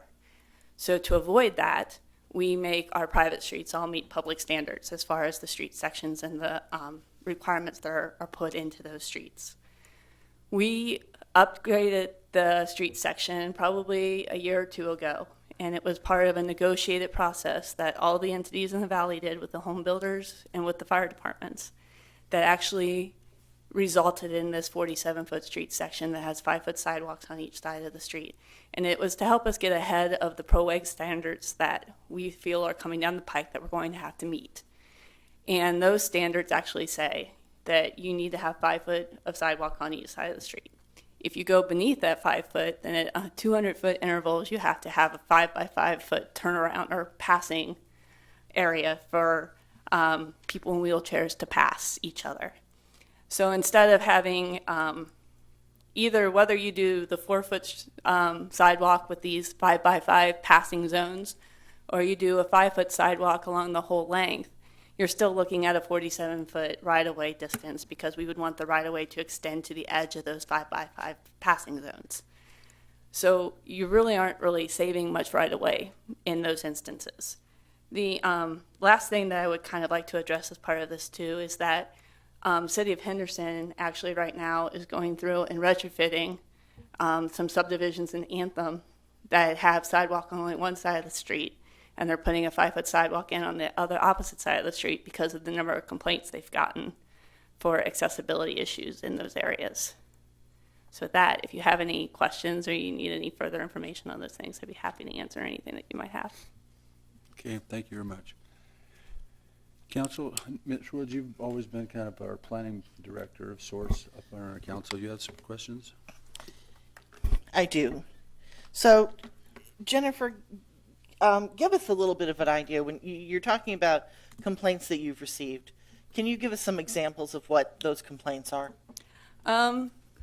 I can think of one right off the top of my head that's up in Sun City, Alianте. It's Mr. Campos. He lives in a subdivision that only has sidewalk on one side of the street. He's now disabled. He's in a wheelchair, and he can't get out of his driveway to get to his mailbox. And so we've been having to come up with special conditions for him to put a rubber ramp at the edge of his driveway so that he can actually get his wheelchair out of his driveway to cross the street to get to the sidewalk on the opposite side of the street, or to drive his wheelchair within the street to go to the mailbox. Similar issues like that come up in multiple areas where we have subdivisions with the sidewalk on just one side. You end up with people buying the homes when they're young and healthy, and they keep those homes as an investment for their lifetime, and circumstances change. Their parents get older and come to visit them and need sidewalk to be able to get up to the home. Those are the issues that we run into a lot of the times with having the sidewalk on only one side of the street. Okay. And now you're saying that the 4 feet sidewalks is acceptable as long as they have what you're kind of calling the passing lane. Passing zones at 200-foot intervals. So does that still allow 2 people to be able to walk side by side at 4 feet? Not very easily. Okay, so you still end up with the problem of one person possibly Balancing on the curb. Bouncing on the curb. Okay. So then we have the issue with the open space standards. Now, I know you were saying that basically to change the street width would need basically kind of a variance, is the impression I got from what you were saying earlier. You'd have to show special needs, special cause, just like as with a variance. Very similar, yes. Okay. So what about with the open space? Because I know they do have that red line that Bob was showing us. Is it a fault line or a fissure? We have a fault line there, and then the city also had the property owner realign the Commerce REVERE alignment for the city, so that is an additional hardship that we have on the property. Okay. So what kind of allowances do we make? Because certainly we don't want homes on the fault line. I mean, so I think there's some concessions we need to make on that part. That seems reasonable. But I know there is concerns about the amount of, I guess I'm less concerned. What I want to say is whether we do one concerted big park in the middle of the subdivision, or if they do some smaller throughout the subdivision, as long as it's all or the primary amount is within the subdivision. I'm more concerned about the issue that Mr. Shope was bringing up, where a lot of their open space is outside the subdivision as perimeter landscaping. I know I've asked that we bring that issue up in a joint meeting with the Planning Commission for us to discuss and perhaps set a policy on in the future, but obviously we need to do something with this map tonight.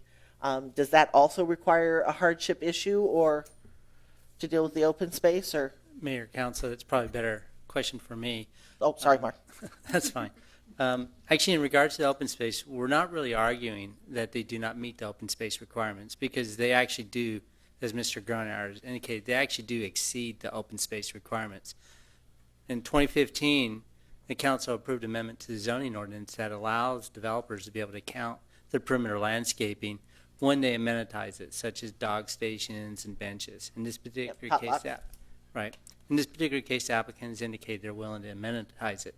As a result, they have about 47,000 square feet of open space on the outside, and so the rest of the open space has to be made up on the inside. It is staff's preference that that open space be congregated into one area or 2 areas at most, to be able to provide larger open space areas for the people who are going to reside there to be able to enjoy.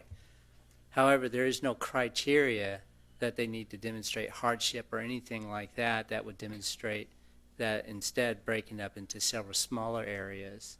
And so it's basically the discretion of the commission in the case of a tentative map for an RCL development, or the discretion of the council in the case of a PUD. But they don't have to prove anything of why they want to design it that way. In this particular case, that's their desire. And again, it was staff's desire to see it kind of rearranged so that it's more or less in 1 or 2 areas. Gotcha. Okay, and as far as the tentative map is concerned, based on the memo dated February 8th, the recommendation was for continuance because there was a total of 6 lots that did not comply with Title 16 development standards. Additionally, 2 of those lots, 44 and 186, did not meet the minimum lot width as required by Title 17. So has that been corrected in order to allow the tentative? Not yet. With the revised tentative map, this is what they proposed. However, if it was the council's desire to approve this PUD tonight, we actually have conditions built into it that would require them to readjust those lot lines as appropriate to meet the Title 16, Title 17 requirements. And as a result, they would have to give us a conforming tentative map, and we would review that at that stage. Okay. Thank you. Councilman Barone? Yeah, thank you very much, Mayor. Wow, the nice long one, but I guess I'll make it a little bit longer. Mr. Gronauer, thank you very much, and thank you very much for the applicants for being here tonight. And I really appreciate that they have chosen to our community to build in. I do have a question. It's kind of silly. The perimeter landscaping, is the fence going to be on the outside, or is it going to be is the perimeter landscaping, is that going to be outside, because it's a gated community? So is it going to be on the outside of the perimeter or on the inside of the perimeter? It's going to be on the outside of the wall itself. It's a common element. Okay. And then you'll have whatever the code requires. That's what the council approved, as Mr. Jordan mentioned a year ago, and we're complying with the code. Yeah, no, I got it. And actually, I do echo the councilwoman, and I appreciate her statement that maybe we should look at it again, quite frankly. But that's not relevant to here. I do understand we should have a little bit of a give and take. And actually, having the green space along that fault totally makes sense, and I'm cool with that. And because of course it does conform to our standard. I myself, I'm the biggest advocate for sidewalks on both sides. Mr. Grunmeyer, I think you know, and I just had in our own family, we had a personal tragedy. Well, I know the city council a few years ago, they approved no sidewalks in one small community, crammed a bunch of houses there. And you know, one of the big problems is when you don't have a sidewalk, if someone gets out of a car, they're immediately trespassing into someone else's property, which sometimes you have disastrous effects just right there. I did a little bit of research, and I found that the Federal Highway Administration, they found that like 4,500 people are killed every year. And of those, of course, are pedestrians, where probably if you had a sidewalk on both sides, that might have been prevented. You're twice as likely to get hit by a car when you have a roadway that doesn't have a sidewalk on both sides. That's just something that I dug up. But that being said, before this was presented to me, it wasn't such a wide street, and quite frankly, I think if I would see a sidewalk, I think 4 feet would be enough for a person with a stroller, got their little kid, or I myself. The open space being inside the community, and I would prefer sidewalks on both sides. I don't know if I could agree with the 4 foot versus 5 foot if we're going to run into a problem with that. Down the road, if we're going to have to, comply to 5 foot afterwards and have these, whatever, every 200 feet. I wish we can come to some sort of agreement, because the villages of Tule Springs, where Party is part of, and I'm happy about that, and other bills coming in.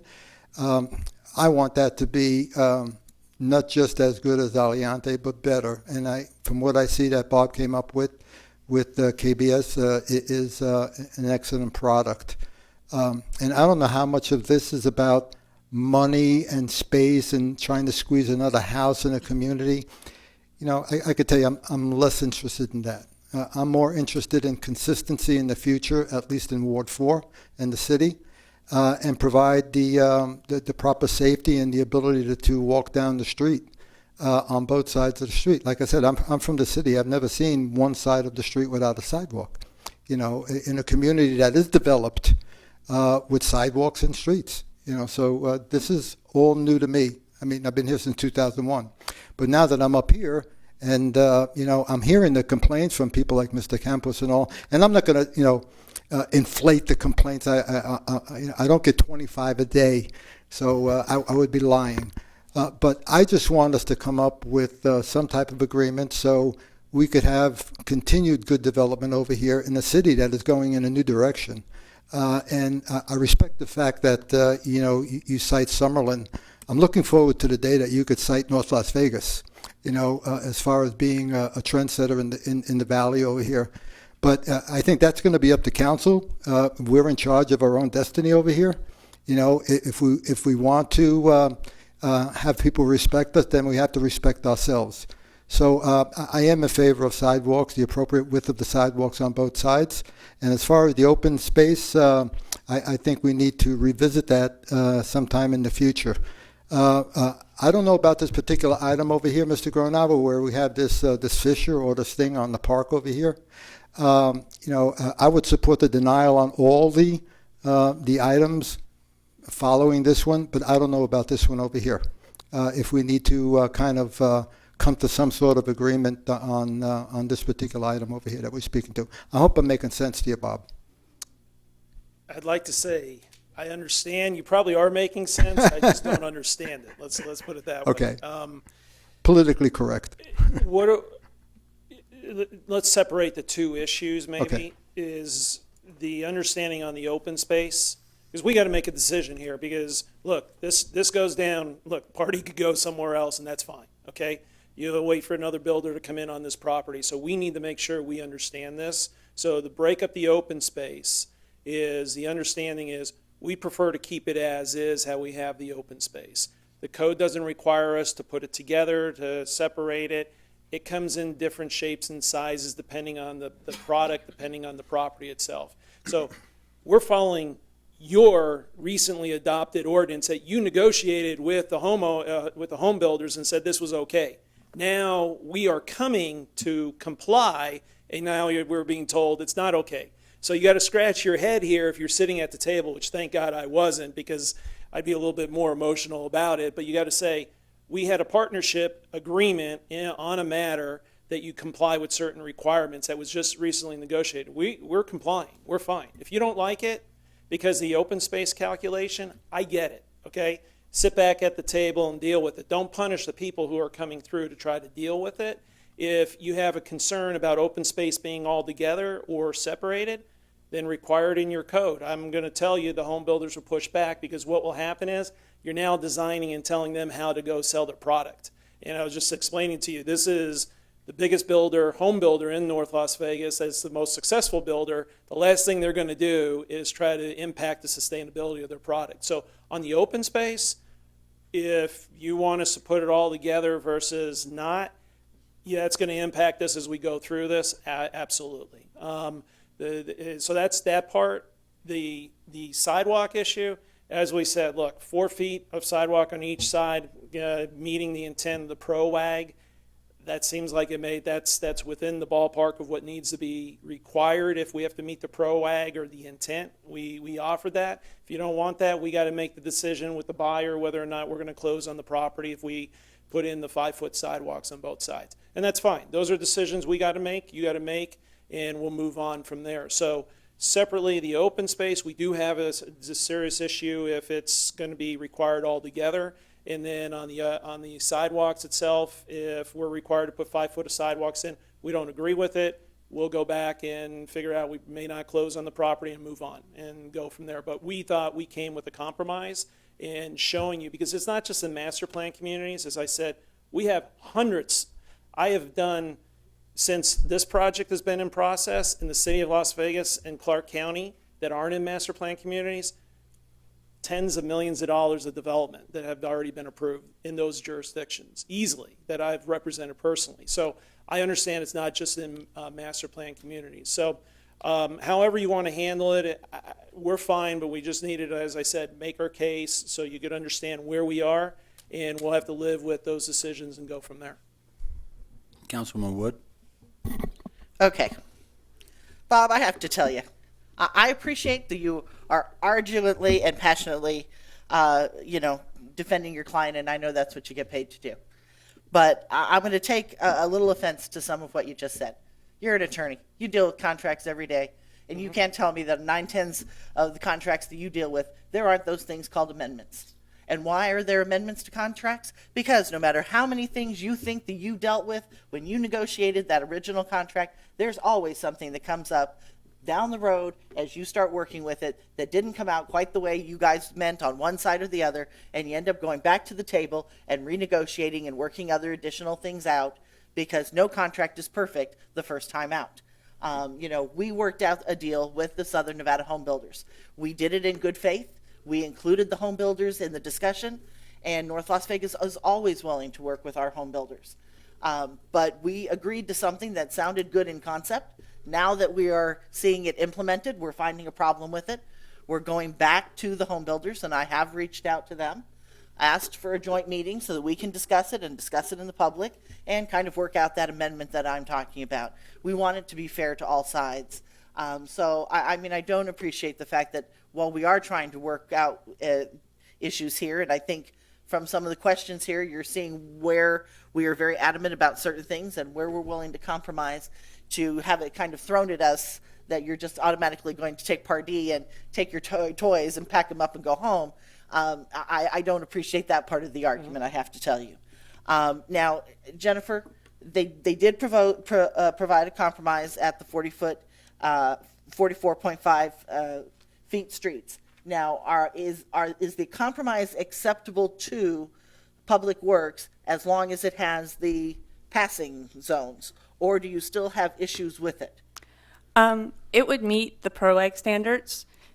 We would still prefer it to go forward and meet the standard drawings that have been approved through the valley, just because this is going to be precedent setting. It does meet the spirit of PROAG, which is part of the reasons why we were going forward with this.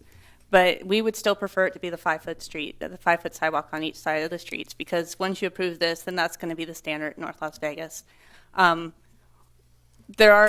could be concerns, and a lot of this is kind of, pulling stuff out of the air right now because we really haven't looked at it.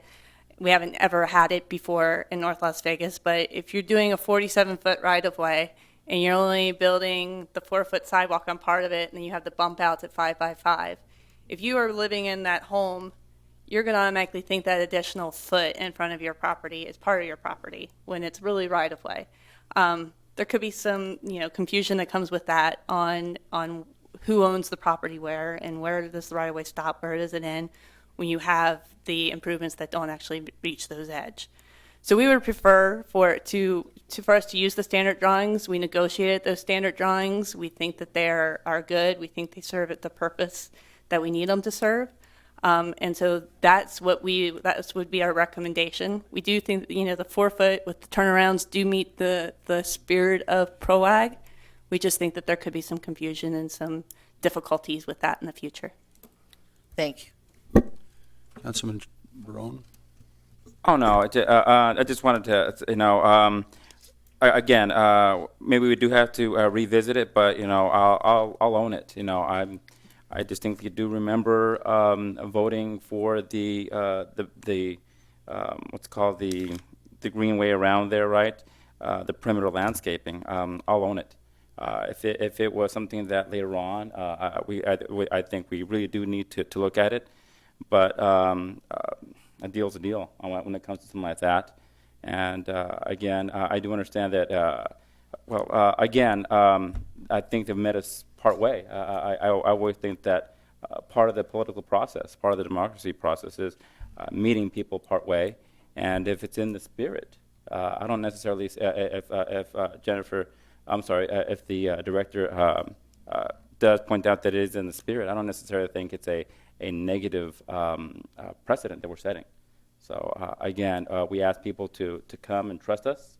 I think we ask people to come and, if something makes sense, that meet us part way. I just believe the applicant is sincere in this. Yes. Dan Hale with Party Homes. I just wanted to say, when we put the application in, this caught me off guard that this would be so controversial, and I did not mean for that. We have a long history in North Las Vegas, and we want to continue that. I think what we're trying, I think I heard a little bit about density, and between this and our companion items, we could do a lot more dense product. This is not about density. It's about what we think is going to get the best value to the consumers. And we're going to put a lot into the houses themselves. And we think we've proven ourselves in North Las Vegas to be able to do that, and we like to continue. But I think we're in a nice gated community, and we will, even though we don't necessarily agree, we will comply with PROAG. We'll do a good job disclosing, working with Public Works on how the turnarounds would happen. And we'll exceed it as we go, but we have not designed it that way yet. So we have to work our way through that with Public Works. But we're very committed, and I think we've always proven to you guys that we do what we say we're going to do. And I would hope that you would see that going forward. And I'm like I said, it's caught me off guard. I'm sorry this got to be so long and that we're talking this way, but I just wanted to make that statement. No, Dan, that's fine. There is some discussion. While you're up there, can I ask just one quick question? Have you done this 44.5-foot street with the passing zone in one of the other jurisdictions? We've actually, what we've now changed the proposal to is 45, and we have done it with the passing zone in Inspirata, which is the master plan in the city of Henderson. So you have done it at least one other place? Yes, yes. But then you Okay. have to put the 5-foot passing every, 200 feet? You did that as well? It's an additional zone that provides that 5 foot. Yes, that's exactly what we've done. Mayor, if I might, I just want to make sure everybody understands that with this compromise solution, their right of dedication actually remains the same as 47 feet. So that turnout cannot be on private property. So I'm not sure if the developer actually gained much from doing this, make it so complicated. Well, just to clarify, what we would propose is that we would not have a standard line of 47 because that would be outside the sidewalk, and that would be very confusing. So we would propose to have 45, and then at the pop-out areas, that would be right away, and we would disclose it. So you're right, if it was 47 right away, that would not be helpful for us. Yes, I'm watching all these conversations. Ms. Doody? As part of that, we would want it to be the 47-foot right-of-way, just because if we have any reason in the future that we have to come back in and retrofit, like we've had to through the old downtown area to bring it up to ADA standards, and we know that it's going towards a 5-foot sidewalk is what they're wanting, we would still want that right-of-way there, because we don't want to have to come back in and then have to get right away from those property owners if we have to increase that sidewalk width at any time in the future. So just boiling this down now. Obviously, the cul-de-sac is an issue to the city.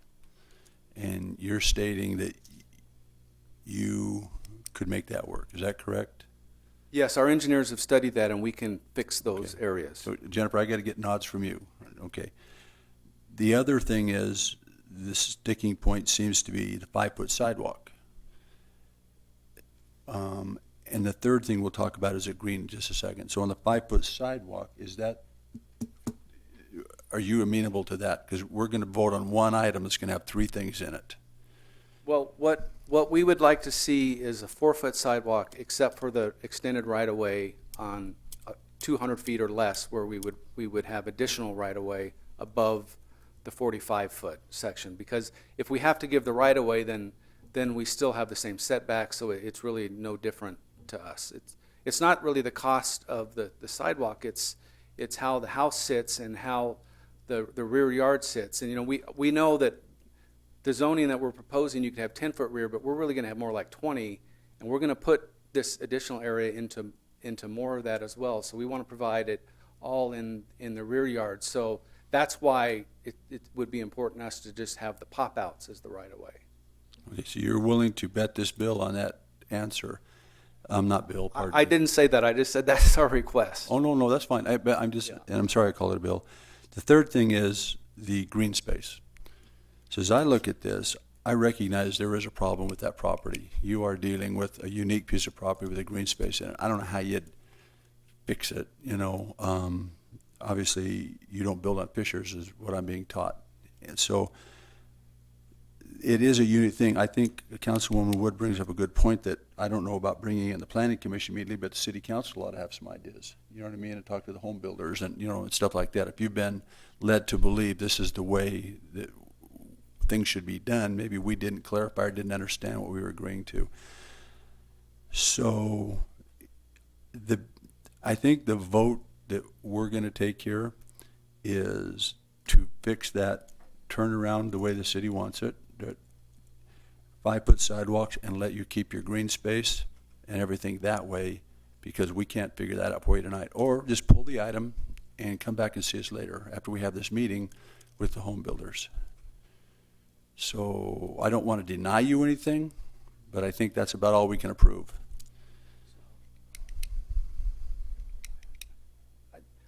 Thank you, Mayor. I think we would ask you to move forward as you see fit, and we'll make our decision from that point. But I know that the landowner, Mr. Black, he's on a tight time frame, and he can't afford to have this item held.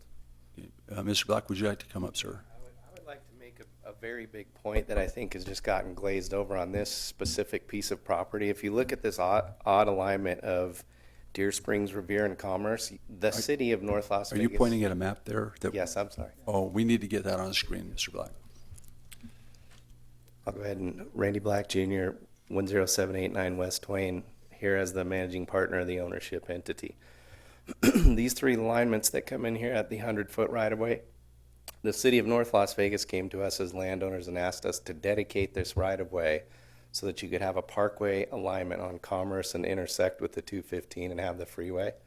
A lot of that is what's causing this odd angle in these layouts on this specific piece to have to come back for these items in this request for the land. So this is a very specific circumstance where the landowner gave the city of North Las Vegas 2 acres of right-of-way so you could align this Commerce alignment to be the main parkway. I think to not have some additional consideration for that, where people are asking for everything they want versus what works and gets all parties there, I just see that as a critical consideration from you as a council voting on this item, and how this right-of-way that benefited the rest of the traffic circulation for the community has impacted this parcel and why these requests are being made. Okay. Mayor? Yeah. Councilman Churchill. Mr. Black, I'm glad you're here tonight because where your finger was a second ago is where I live, right in the corner. Yes, sir. Just a little bit up, where I live is on the southeast corner of where your property is in the Parks community on the south side of Deer Springs. So if you go up Commerce over here, which I've walked already, and I appreciate the fact that that road is going through. It would have been nicer if it went straight through, meaning Deer Springs, but at least the way it's being set now, we'll be able to finally connect the overpass on 215, which people have been asking for, why a bridge to nowhere. So we appreciate that. Sure. So in this particular case, Mayor, I mean, I understand what Mr. Black is saying. I'm not opposed. I just happen to be one of the 5 council people. It has to be my ward, but it's really about North Las Vegas in general and the residents that we all serve. So whatever compromises, that we can make this work, thanking Mr. Black and, of course, Party Homes coming forward, on special issues like this one over here, I'm okay with. Nobody's here to harm anybody.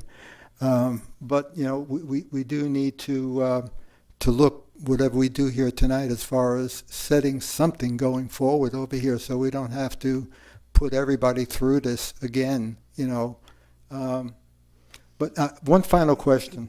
Ms. Studi, when you spoke about the 4-foot pathway sidewalk versus the 5-foot, has that regulation been put into effect yet as far as 5-foot, or you anticipate someplace down the road? It has not yet. We've been anticipating that it's going to be coming in shortly.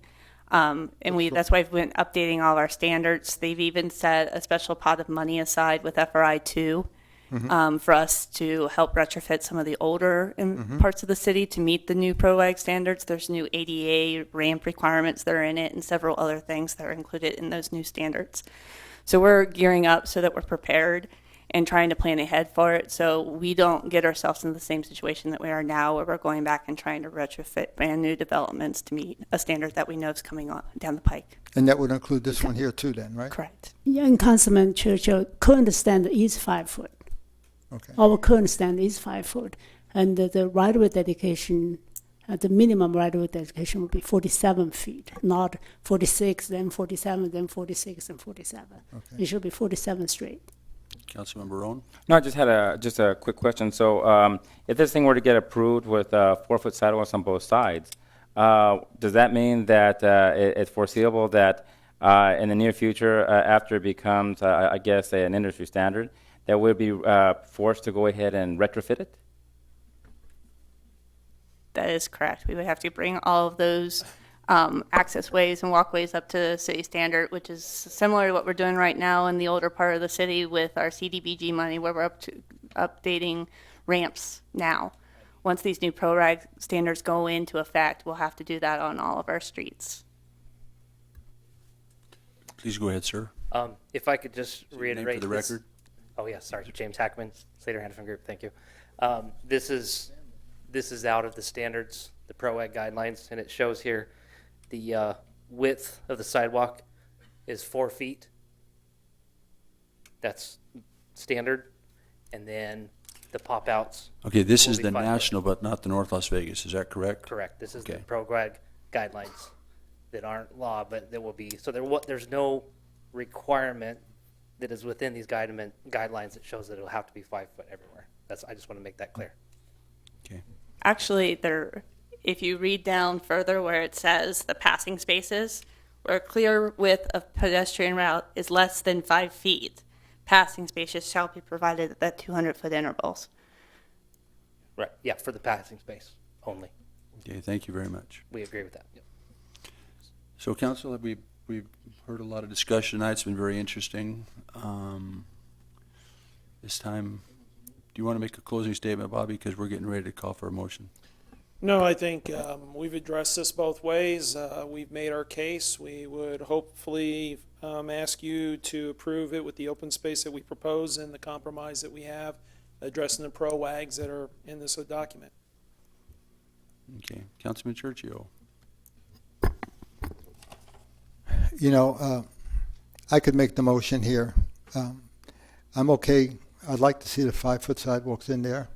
As far as the green space on this particular product over here, you know, I'm willing in this particular case to go ahead and go with what's in there right now rather than require them to start renegotiating the green space on the interior versus where it is right now, even though down the road I think we need to have that conversation.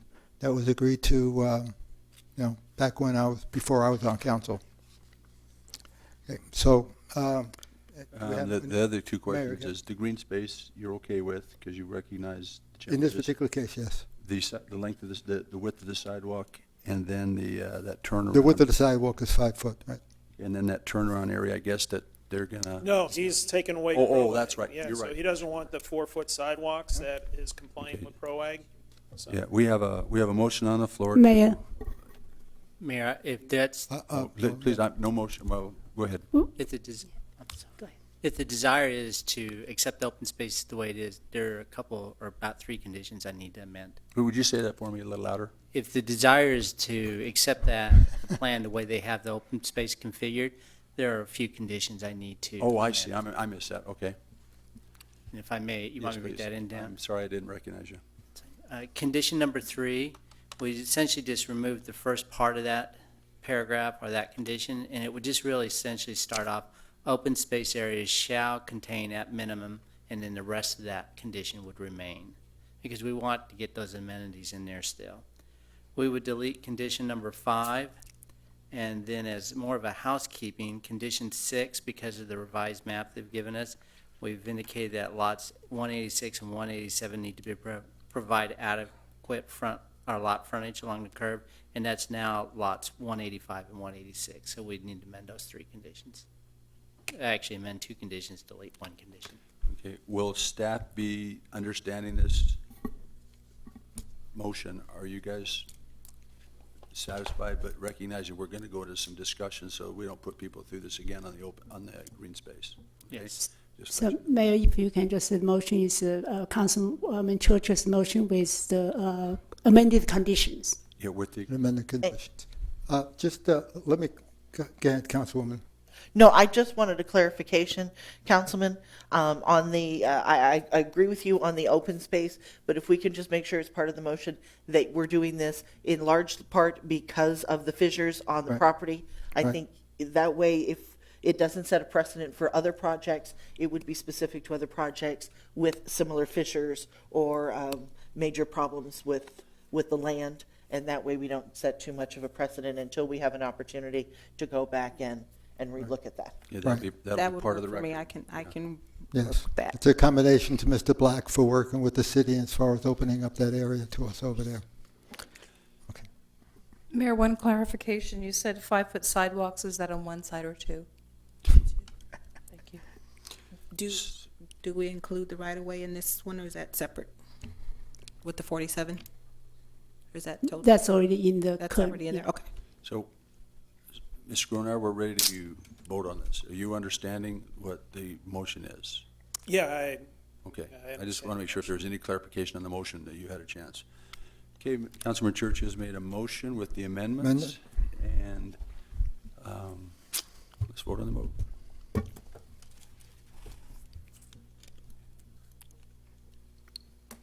Items approved. Thank you, Mr. Gronar, for good discussion today. Thank you. Item number 7. Item 6, consider appeal of the Planning Commission decision to deny T-1398 Commerce and Revere. Appellant Bob Gronauer, applicant Party Homes, property owner B3 LLC, tentative map to allow 208 lot, single-family residential subdivision. Associated items number 4, AMP 0117, and number 5, ordinance number 2800 for possible action. Thank you very much. Mr. Gronauer. Yes, for the record, Bob Gronauer, 1980 Festival Plaza Drive. I'm here representing Party Homes on this matter. This is a tentative map application, and I don't even know if I'm going to ask you to approve it or deny it, but we're asking you to give us a recommendation. Thank you very much. Staff, what's your recommendation on this one, seeing that this is denied, but based upon the last conversation we just had? Yes, Last bill. Mayor, Commissioners, Ordinance.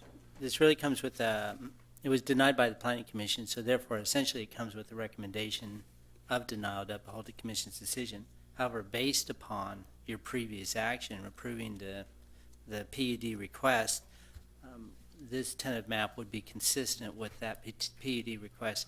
And we also have a condition written into this already. If you approve the tentative map with the conditions that staff originally recommended, it requires them to comply with all conditions of approval for the PUD. So we essentially would not have any objections to the council approving their tentative map. Thank you very much. So if I can, so for clarification, Mark, the tentative map as it stands, does it show the 45-foot streets, or does it show the 47? It's going to show the 44.5-foot streets. Therefore, there is a condition on that tentative map that requires them to give us copies of a conforming tentative map. So if you approve this item tonight, then the next stage for the applicant is to go back to the drawing stage, make the changes that are necessary to be in compliance with the PUD, submit that to staff, and that's an administrative review. Okay, and since the open space is per the map, that part is fine. And then the lots would be, per condition, have to be fixed as well. Okay, so. Anyone else? Councilman? Where does the sidewalk issue come in on this one? Do we have a sidewalk issue here? Oh, thank God. No, because this is conditioned to conform to the PUD that we just had the long sidewalk discussion on. Okay, good news. Councilman, would you want to make the motion not to approve then, or?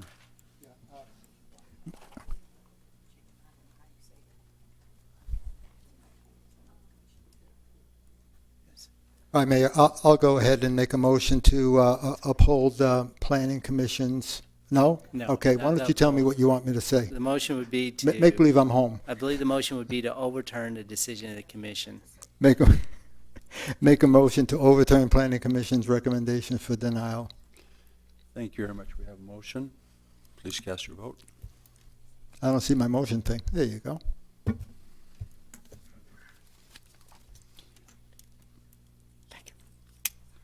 Items approved. Item 7, pass and adopt ordinance number 2801, amending section 010 of chapter 16 of title 17 of the City of North Las Vegas Municipal Code by reclassifying approximately 21.82 acres therein from a PCD, Planned Community District, to an RCL PCD, Medium Density Residential Planned Community District, ZN 0417, Villages at Tule Springs, Village 3, for property generally located at the northeast corner of Deer Springs Way and Gentlebrook Street, and providing further matters properly related thereto. Associated items number 8, waive 0417, and number 9, T-1399, for possible action. Thank you. Mr. Gronar again. Thank you, Your Honor, members of the council. My name's Bob Gronauer, 1980 Festival Plaza Drive. I'm here representing Party Homes in this matter. This is another developer trying to develop within the city, within the Tule Springs Master Plan community. This is actually one of 3 developers, public builders that are looking to build within here. This is a zone change. As a matter of fact, with this zone change, one of the things that Mr. Hale pointed out earlier, these projects are nothing about trying to squeeze in the density. This is a RCL PCD application, and along with this application, they could build 162 homes, and in this case, they are coming in with 101 homes. So the design of this development, as we discussed after the zone change and so on, has nothing to do with the density. It has, if anything, to do is to fit within the community itself. Your staff is recommending approval of the zone change application, and I'm here to answer any other questions that you may have. Thank you. Councilor, any comments or questions on this item? If not, the chair will take a motion. Okay. Move to approve. We have a motion. Please cast your vote. No, you're good. Items approved. You're good. Number 8.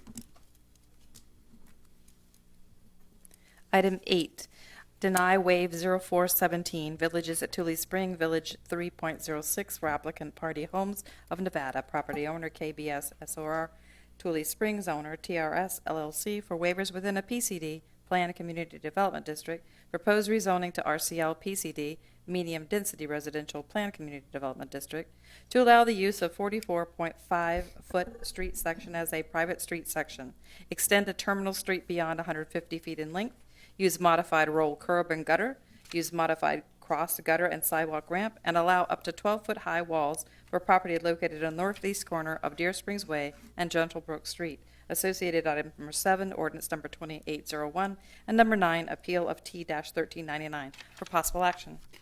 Thank you. Once again, Mr. Groner, welcome back. Again, for the record, Bob Gronauer, 1980 Festival Plaza Drive. I'm here representing Party Homes on this matter. I believe on the waiver, this application here, hopefully we could cut the conversation fairly short here, is by doing so based on the previous action that happened on the Commerce Revere property, that we could withdraw without prejudice the request for the street section for the reduction, but along with the waiver, with the respect with the rest of the waiver, to move forward on the application itself. So we're asking you to approve the application subject to the withdrawal without prejudice for the street section. Let me ask one question. It says to allow 12-foot high walls for property located on northeast corner. Do you have some concern with that or questions?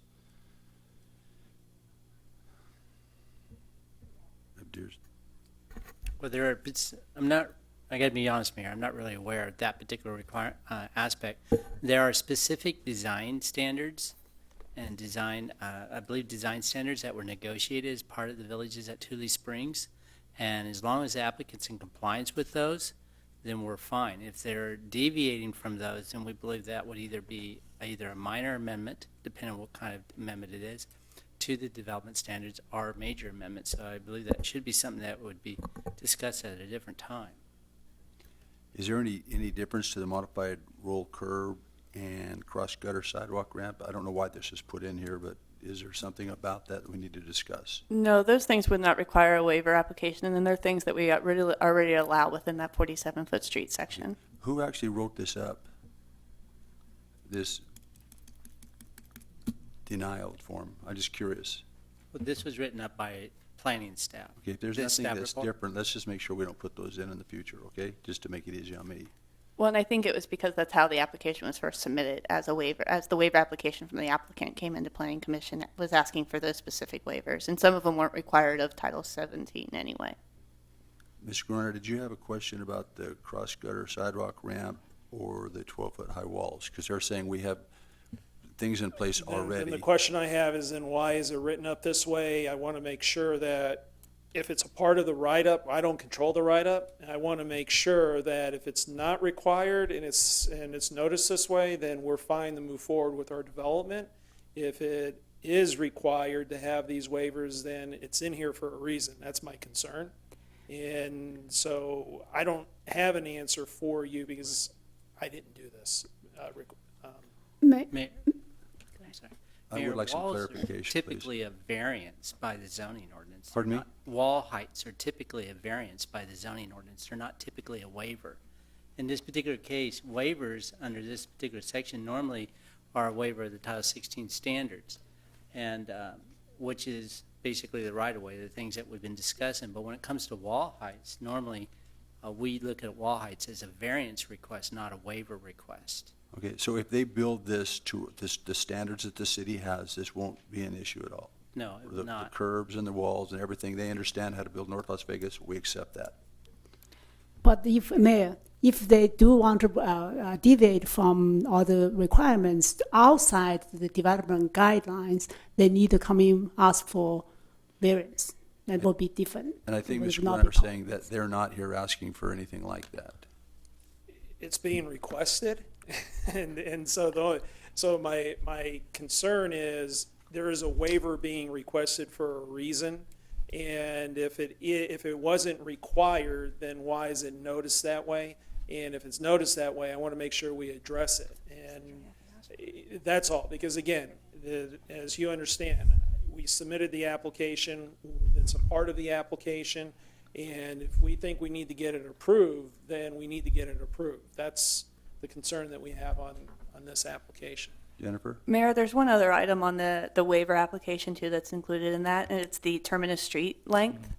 They're asking for 176 foot. Our fire department will only allow it to be at 150 foot distance. Due to the reduced radius cul-de-sac does not allow a fire truck to turn around, and they only are allowed to back up those trucks the distance of 150 feet. So that waiver application, we would ask for that to be denied as well. But as far as the roll curb, the cross gutter streets, those are engineering items that wouldn't require a waiver, and we're okay with it. Okay, Mr. Gronar, there's 150-foot length here. Yeah, because we corrected that at the Planning Commission. We said we didn't need that any longer, so that was one of the items. So that was removed, and I wouldn't say it was removed. It was addressed at the Planning Commission, and we said we didn't need it. Our engineer was there and said that we worked with staff in addressing that issue, and we're going to be fine to address that concern. Okay. So, Mayor, can I get a clarification? So you're asking, you're not asking for 176 feet. You're only asking for 150 feet on the terminus, right? We're going to be in compliance Okay. with code, so that's why So- we don't need it. Just for the point to get everything all nice and straight, are you or are you not asking for the 12-foot walls? Yes. You are asking for the 12-foot walls? But is there any particular reason, by the way? I'm just asking. Topography, if you're familiar with the site, the way it nice slopes slant. down.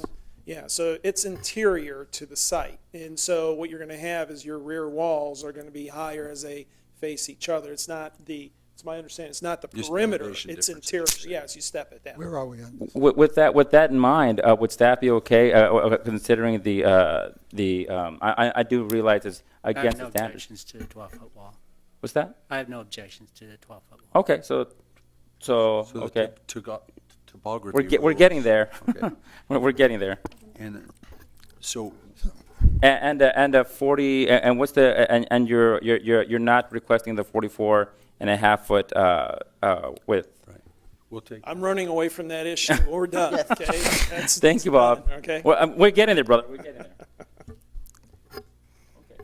So just to clarify this, so the motion, this is going to be very complicated, right? Where did So I make it lose more control confusing. of this So meeting? the motion I would like to suggest is to uphold Planning Commission's denial on this with exception of the request for 12-foot height wall, if that's what you desire. Okay, if that's your, Will they still be able to build? yeah. Okay. So would you like to make that motion? I'd like to make the motion what she said. Is that acceptable? Because I'm on. We have a motion to uphold Planning Commission's denial, except For the 12-foot the 12 high wall. 12-foot high walls. And okay, good. all right, we have a motion. We're getting late.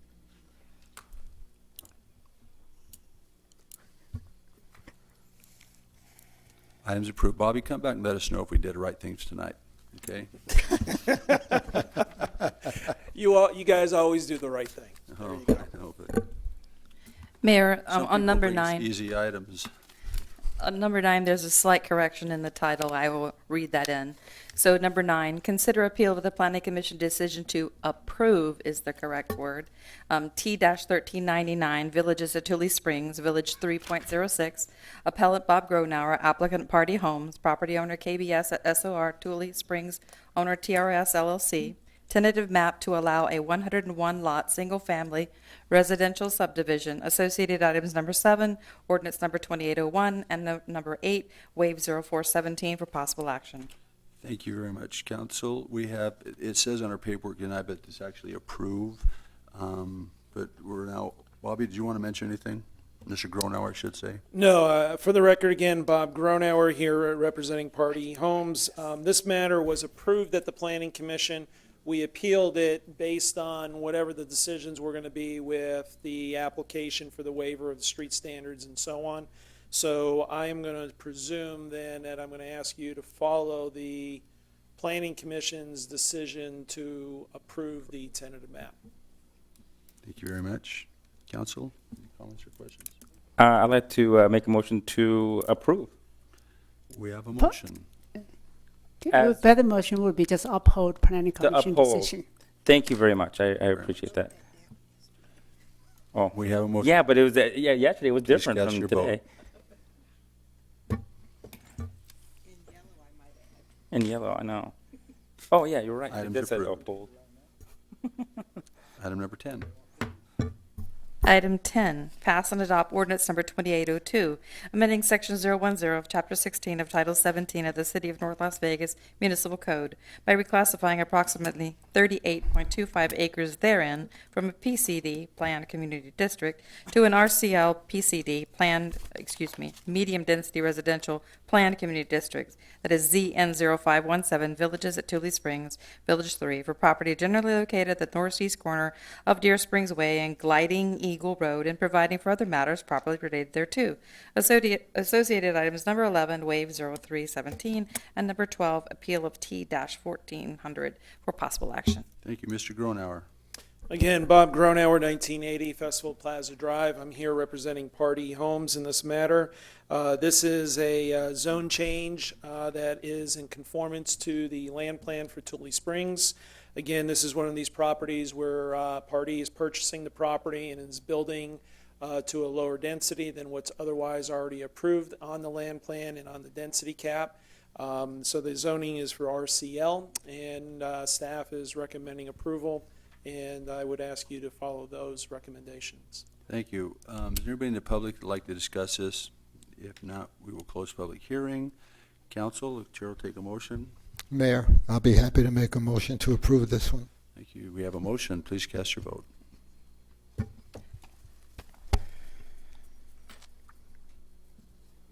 Items approved. Item number 11. Item 11, deny waive 0317 Villages at Tule Springs, Village 3.05 and 3.07 for applicant Party Homes of Nevada, property owner KBS SOR Tule Springs, owner TRS LLC for waivers within a PCD, Planned Community Development District, proposed rezoning to RCL PCD, Medium Density Residential Planned Community Development District, to allow the use of 44.5-foot street section as a private street section, modified roll curb and gutter, and modified cross gutter and sidewalk ramp, where property is located on the northeast corner of Deer Springs Way and Gliding Eagle Road alignment. Associated items number 10, ordinance number 2802, and number 12, appeal of T-1400 for possible action. Thank you, council. Or open to the public. Anybody in the public would like to speak on this issue? Seeing none, we'll close public comment. Council, any comments or questions? If not, the chair will take a motion. Bob, do you want to? Yeah, I was going to ask to withdraw this without prejudice, and that's with the understanding that, as Jennifer Duty mentioned, that we could address a modified roll curb gutter and the modified cross gutter and sidewalk ramp through our engineering plans. So if that's the case, then we could withdraw this matter without prejudice. That is correct.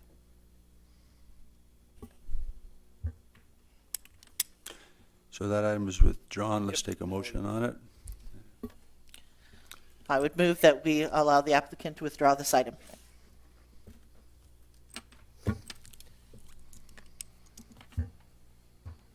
Items approved. Moving on to 12. Item 12, Mayor, this also has a correction to the title. So item 12, consider appeal of the Planning Commission decision to approve instead of deny T-1400 Villages at Tully Springs, Village 3.05 and 3.07. Appellant Bob Gronauer, applicant Party Homes, property owner KBS SOR Tully Springs, owner TRS LLC. Tentative map for 113 lot single-family residential subdivision, associated item number 10, ordinance number 2802, and number 11, waive 0317 for possible action. Thank you. Anybody? Bobby, go ahead. Just for the record, again, Bob Gronauer representing Party Homes. This matter, based on the previous decisions, we would ask you to uphold the Planning Commission's decision, and I can answer any other questions that you might have. Thank you. Council, any comments or questions on this item? If not, the chair will take a motion. Mayor, I'll make a, Councilwoman, did you want to do? We're trying to pass all these bills, Yeah. ordinance around so everybody gets to work with you tonight and beat you up a little bit. Mayor, I'd like to make a motion to approve Planning Commission's, to uphold Planning Commission's recommendation for denial. To approve. Thank you. We have a motion. Please cast your vote.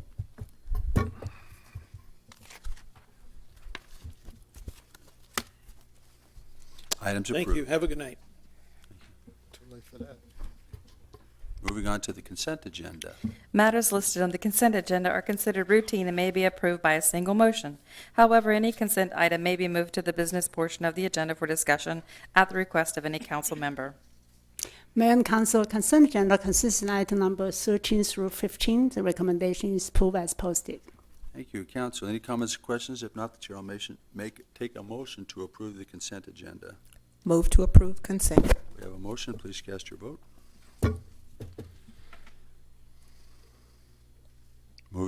Items approved. Moving on to the business.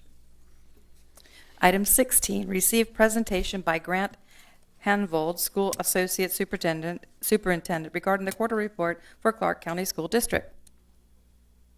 Thank you, gentlemen. Appreciate you coming forward. This is what it likes to be in your classes at school.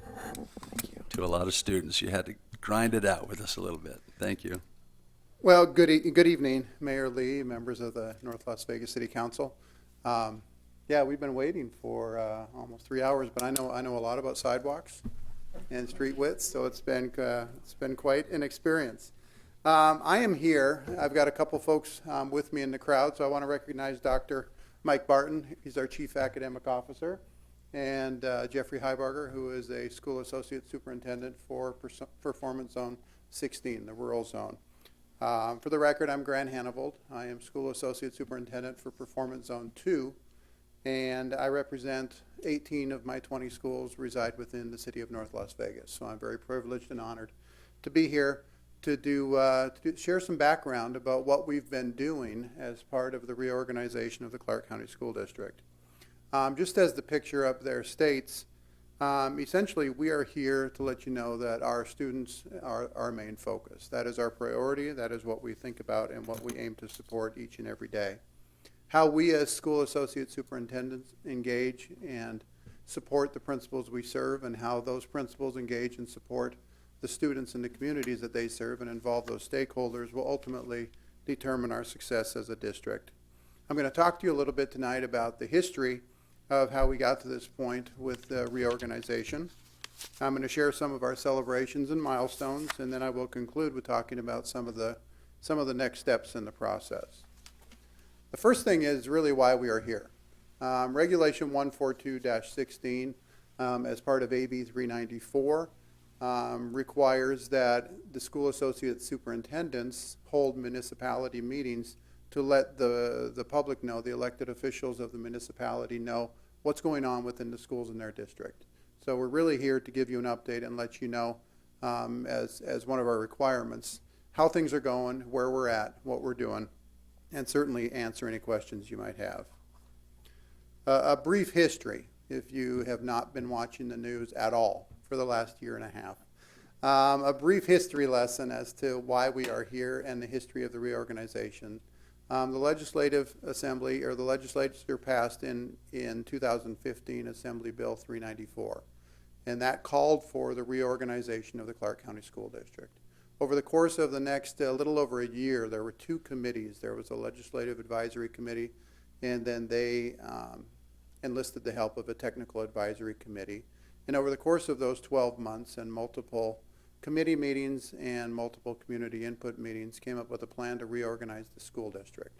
That plan was approved by the Legislative Council and by the State Board of Education in September of 2016.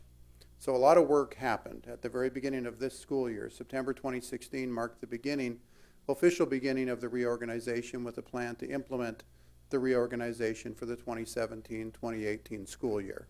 And although we are implementing for 2017-2018, know that work, when it comes to working out issues in schools and planning and preparing for schools, the work for 2017-18 really started in January of this year. So we had essentially 3.5 months to kind of put everything together in order to lay out this plan and get it ready to go for 2017-18. So that January 15th was a deadline. And our goal to meet that deadline was to get some things in the hands of principals and to get some things established at the school sites. So we're going to talk a little bit about that in this particular slide. The principles of organization were developed over those course of 3.5 months, and really that is the norms and the values and the expectations for all stakeholders that work within the Clark County School District. Additionally, there were roles and responsibilities developed for the superintendent, the associate superintendents, the principals, and then all central support staff. Next, we had results and measures, and these were essentially what we developed and how we were going to hold schools accountable for the work that they do. We rolled out a strategic budget, and a strategic budget is where money is funneled towards the schools. And you'll see in the next slide how we've really flipped the organizational chart upside down in the Clark County School District. Schools have become front and center, and the money flows to the schools, and the autonomy and the decision making is made at the site level. School organizational teams have been developed, and school organizational teams really advise and assist the building principal in making the crucial decisions at the site level as it pertains to curriculum, instruction, and largely with budget and staffing as well. And those teams are made up of parents, communities, members if needed, students at the secondary level, teachers, support staff, and parents. The superintendent, in collaboration with HR, I was one of the fortunate ones to be rehired back as a school associate superintendent. So they've rehired 16 of us back, or they hired 16. Some of us rehired back. And along with HR, that process went through November and December. We've begun to redefine the organizational and structural systems within the districts. And we really flipped the paradigm so that schools are now front and center in all decision making. We have provided hours and hours and hours of training, both face-to-face and video training over the last several months, in an effort to try to get everybody up to speed. It is a tremendous process to move an organization with 40,000 employees in a different direction. And when you're changing a system of this size, change can be difficult, but it is also very, very rewarding, especially when the mindset is put the decision-making in the hands of those most responsible and most accountable for making those decisions, and that would be the schools. And all along the way, we have communicated our efforts to the stakeholders. And if you want to look anything up about the Clark County School District, you can go to reorg.ccsd.net, because everything I talk about in great, great detail is located at that site. This next chart, and it looks better to you than it does to the public behind me because you can see it a little better. But this is the new organizational chart for the Clark County School District, and I know it is very difficult to try to piece that together. It looks like some type of a sea animal or something. But essentially what you have, typically in an organization, in any school district, most school districts across the country, you're going to see the superintendent at the top, and then you're going to see the central administrative team and some of the associate superintendents at the next layer, and then it's going to branch its way down into the principals and then each individual school. The paradigm shift in the Clark County School District and the real change of thought is that we are moving schools front and center. So what is hard to make out is that there are 357 little bubbles above the middle of that page. And that's because in every decision that is being made in the Clark County School District through this reorganization, it is all made with the idea that schools come first. And obviously, me as a school associate superintendent working directly with 20 schools, it's very easy for me to figure out where my priorities are because I'm in those buildings each and every day. However, one of the changes is that central office has to redefine their role as well. Central office has to redefine how they do their work because their work, their question that needs to be answered each and every day is how is the work that I'm doing impacting the schools? And how can I find ways to say yes to what schools are asking me to do and asking them for support? The next one is strategic guidance. And again, the board members have identified 4 strategic imperatives. First and foremost is obviously academic excellence with a focus on literacy across all subject areas, K-12. Engagement, and that is parent, student, community, and employee. The more engaged we are in our education, and this is what we are doing tonight is a prime example of engagement because this is new. We haven't done this before. School support. The support has to be focused on the preparation, training, and the resources going out to the schools.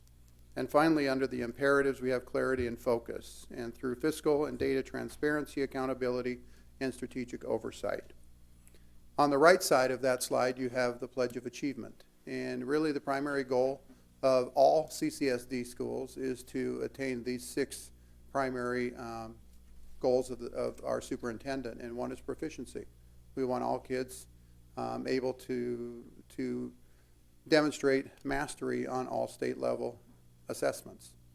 Next, we have achievement gaps. We know that we have an issue closing the achievement gaps between our highest performing students and some of our lowest performing subgroups.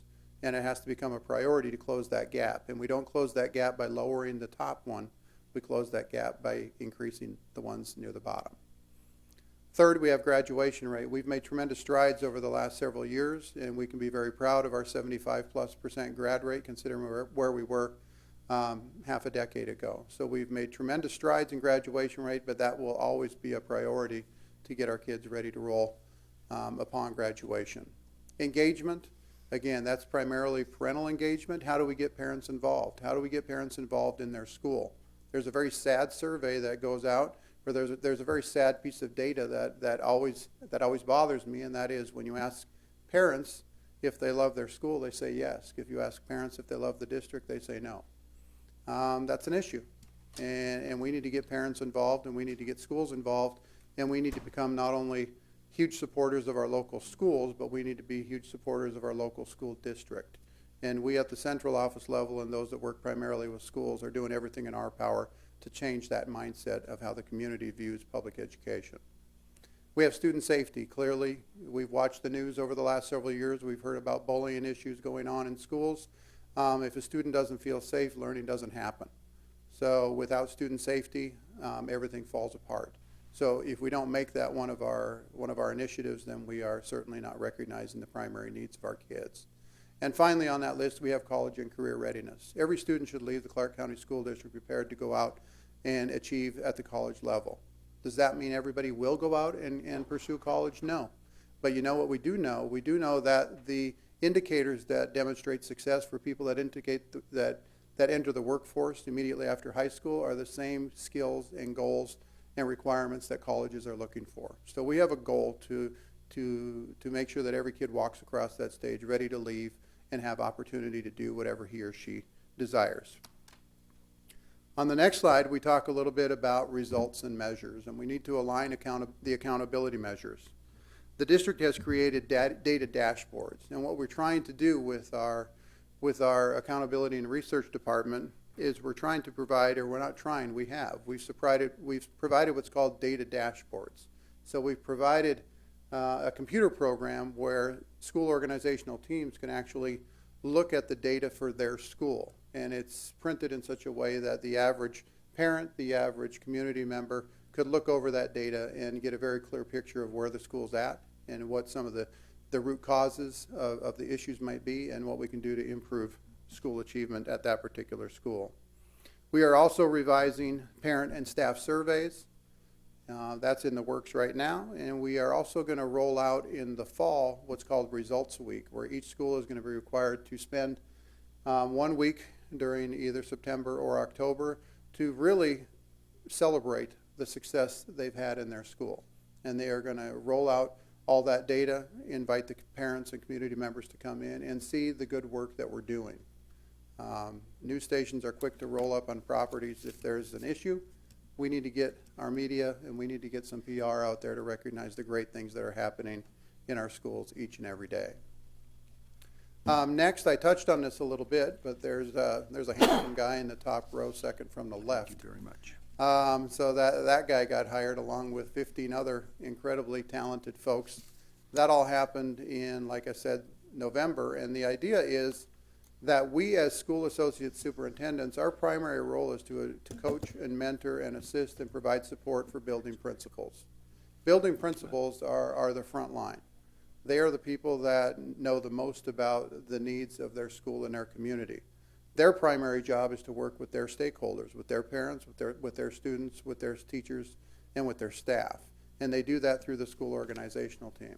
Our job when we work with schools is when we are in schools, we are acting on behalf of the superintendent.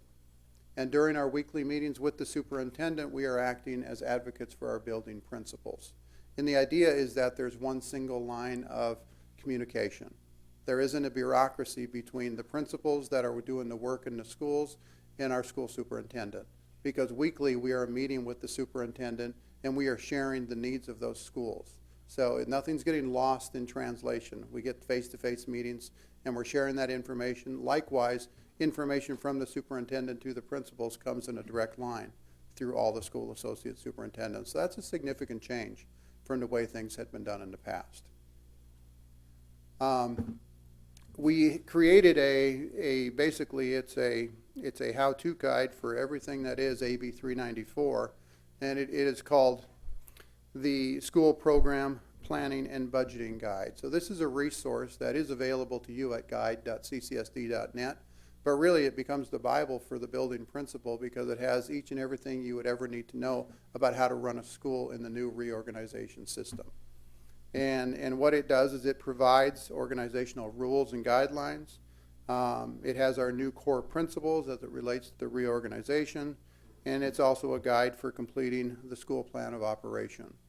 And the school plan of operation, just for clarification, it's inclusive of the strategic budget, which we rolled out to the schools on January 15th, and it's inclusive of the school performance plan. And those are the two items that the school organizational team meets monthly to talk about. And those strategic budgets are agreed upon and shared and are transparent with the local school community, as are the school performance plans. And all that information is transparent and put up on every school website so that there isn't anything to speculate about what a school's doing. It's all very transparent. Moving forward, where we plan to go as a district, in a very, very short time frame, we've made incredible strides. The way we provide support to local schools has changed significantly. The decision-making that local schools have has changed significantly. The engagement of parents, students, staff, and community at the site level has changed dramatically. This is similar to the empowerment days of about a decade ago. It's not exactly the same, but it's reminiscent of those who are most responsible for providing the education should also be the most responsible for being able to make those decisions. Doesn't seem like a hard concept, but for some reason it's new for us right now. As we move forward, our focus shifts now to central office. What else is happening in central office that we could perhaps push out to the schools? Are we still holding things at the central office level that perhaps we should push out to schools and allow them to make those decisions? So as we move forward, that will be one of our goals, is how do we provide even more and more autonomy to the schools to make decisions about not only curricular things, but perhaps maintenance and custodial and grounds and maintenance and some of these other issues that we've never really thought of.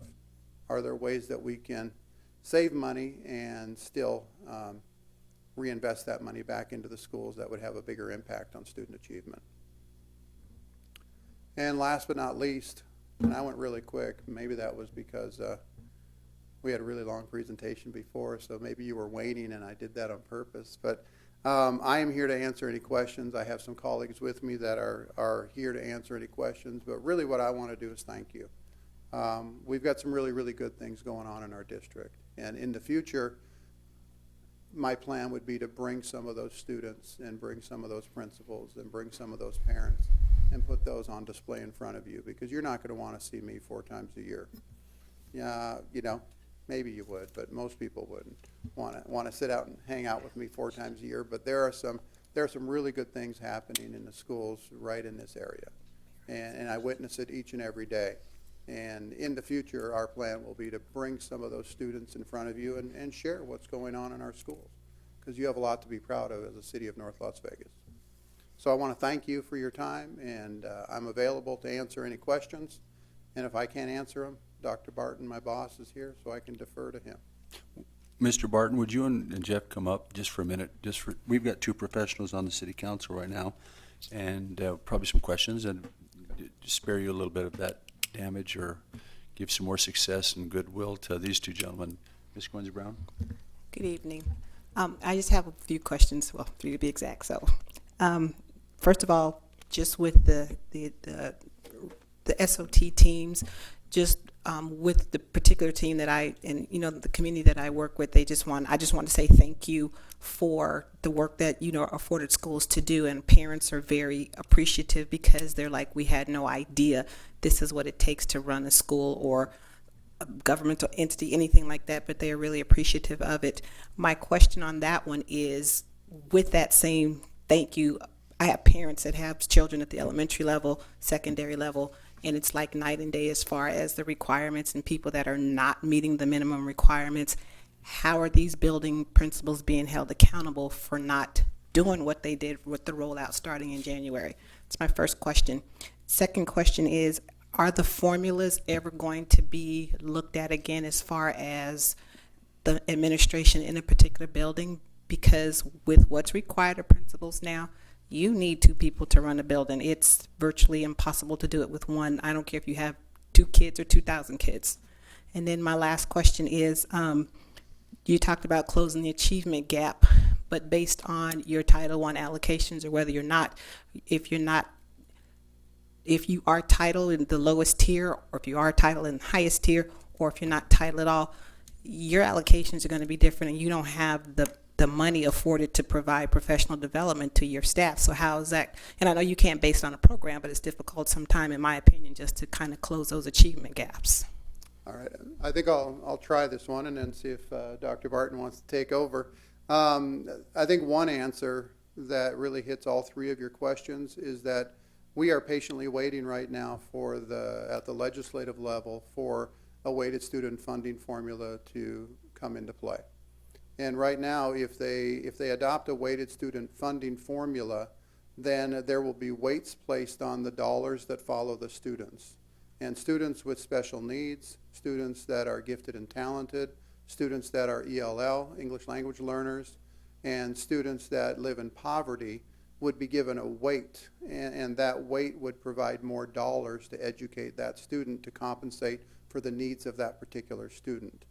And what we do right now, you're right, because there are Title I schools that have 90% of their kids might be free and reduced, and as a result, they get a bump in income or in funding that they can use to meet the needs of all of their students. But there are schools right now that have 20% free and reduced, and because they don't meet the Title I threshold, dollars don't flow into those schools, but there still are at-risk kids in those schools. So I think the weighted student funding formula, if we can get that in place, the issues around that and what we need is clearly, if we remain with the same pot of money and they create a weighted student funding formula, we're going to have some issues, because some of the money that goes right now to the more affluent schools will flow in the direction of the more at-risk schools. And I don't think we're in a place that any school can afford to lose money. Because if you have colleagues in schools, and I know I've got some educators up on that council, you know the issues. Our class sizes are large. Our teacher salaries are too low. We have all of these demands that money doesn't fix everything, but it helps. And it doesn't, the more people we can get in front of your kids working with them is what's gonna improve education overall. To answer the first question you asked about things perhaps working differently at the secondary level or people not following the directions, my advice would be for those SOT members, if there's things going on that we need to be aware of that are not in compliance with the law, I would ask you to reach out and share those concerns with your school associate superintendent so we can look into them. We know rolling it out with 357 schools, it's not going to be perfect the first time out the gate. But I think what you even elaborated on was that engagement from parents and transparency from schools, and really educating parents on what schools do in a lot of cases with very, very little. Elementary schools are running their buildings on about $50,000 to $60,000 for the entire year.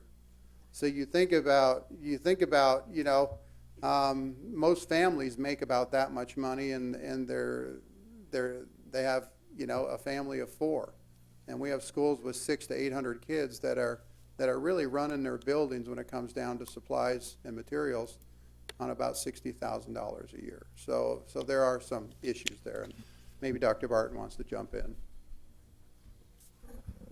Thank you, Mr. Hannaford. Again, Mike Barton, Chief Academic Officer with the Clark County School District.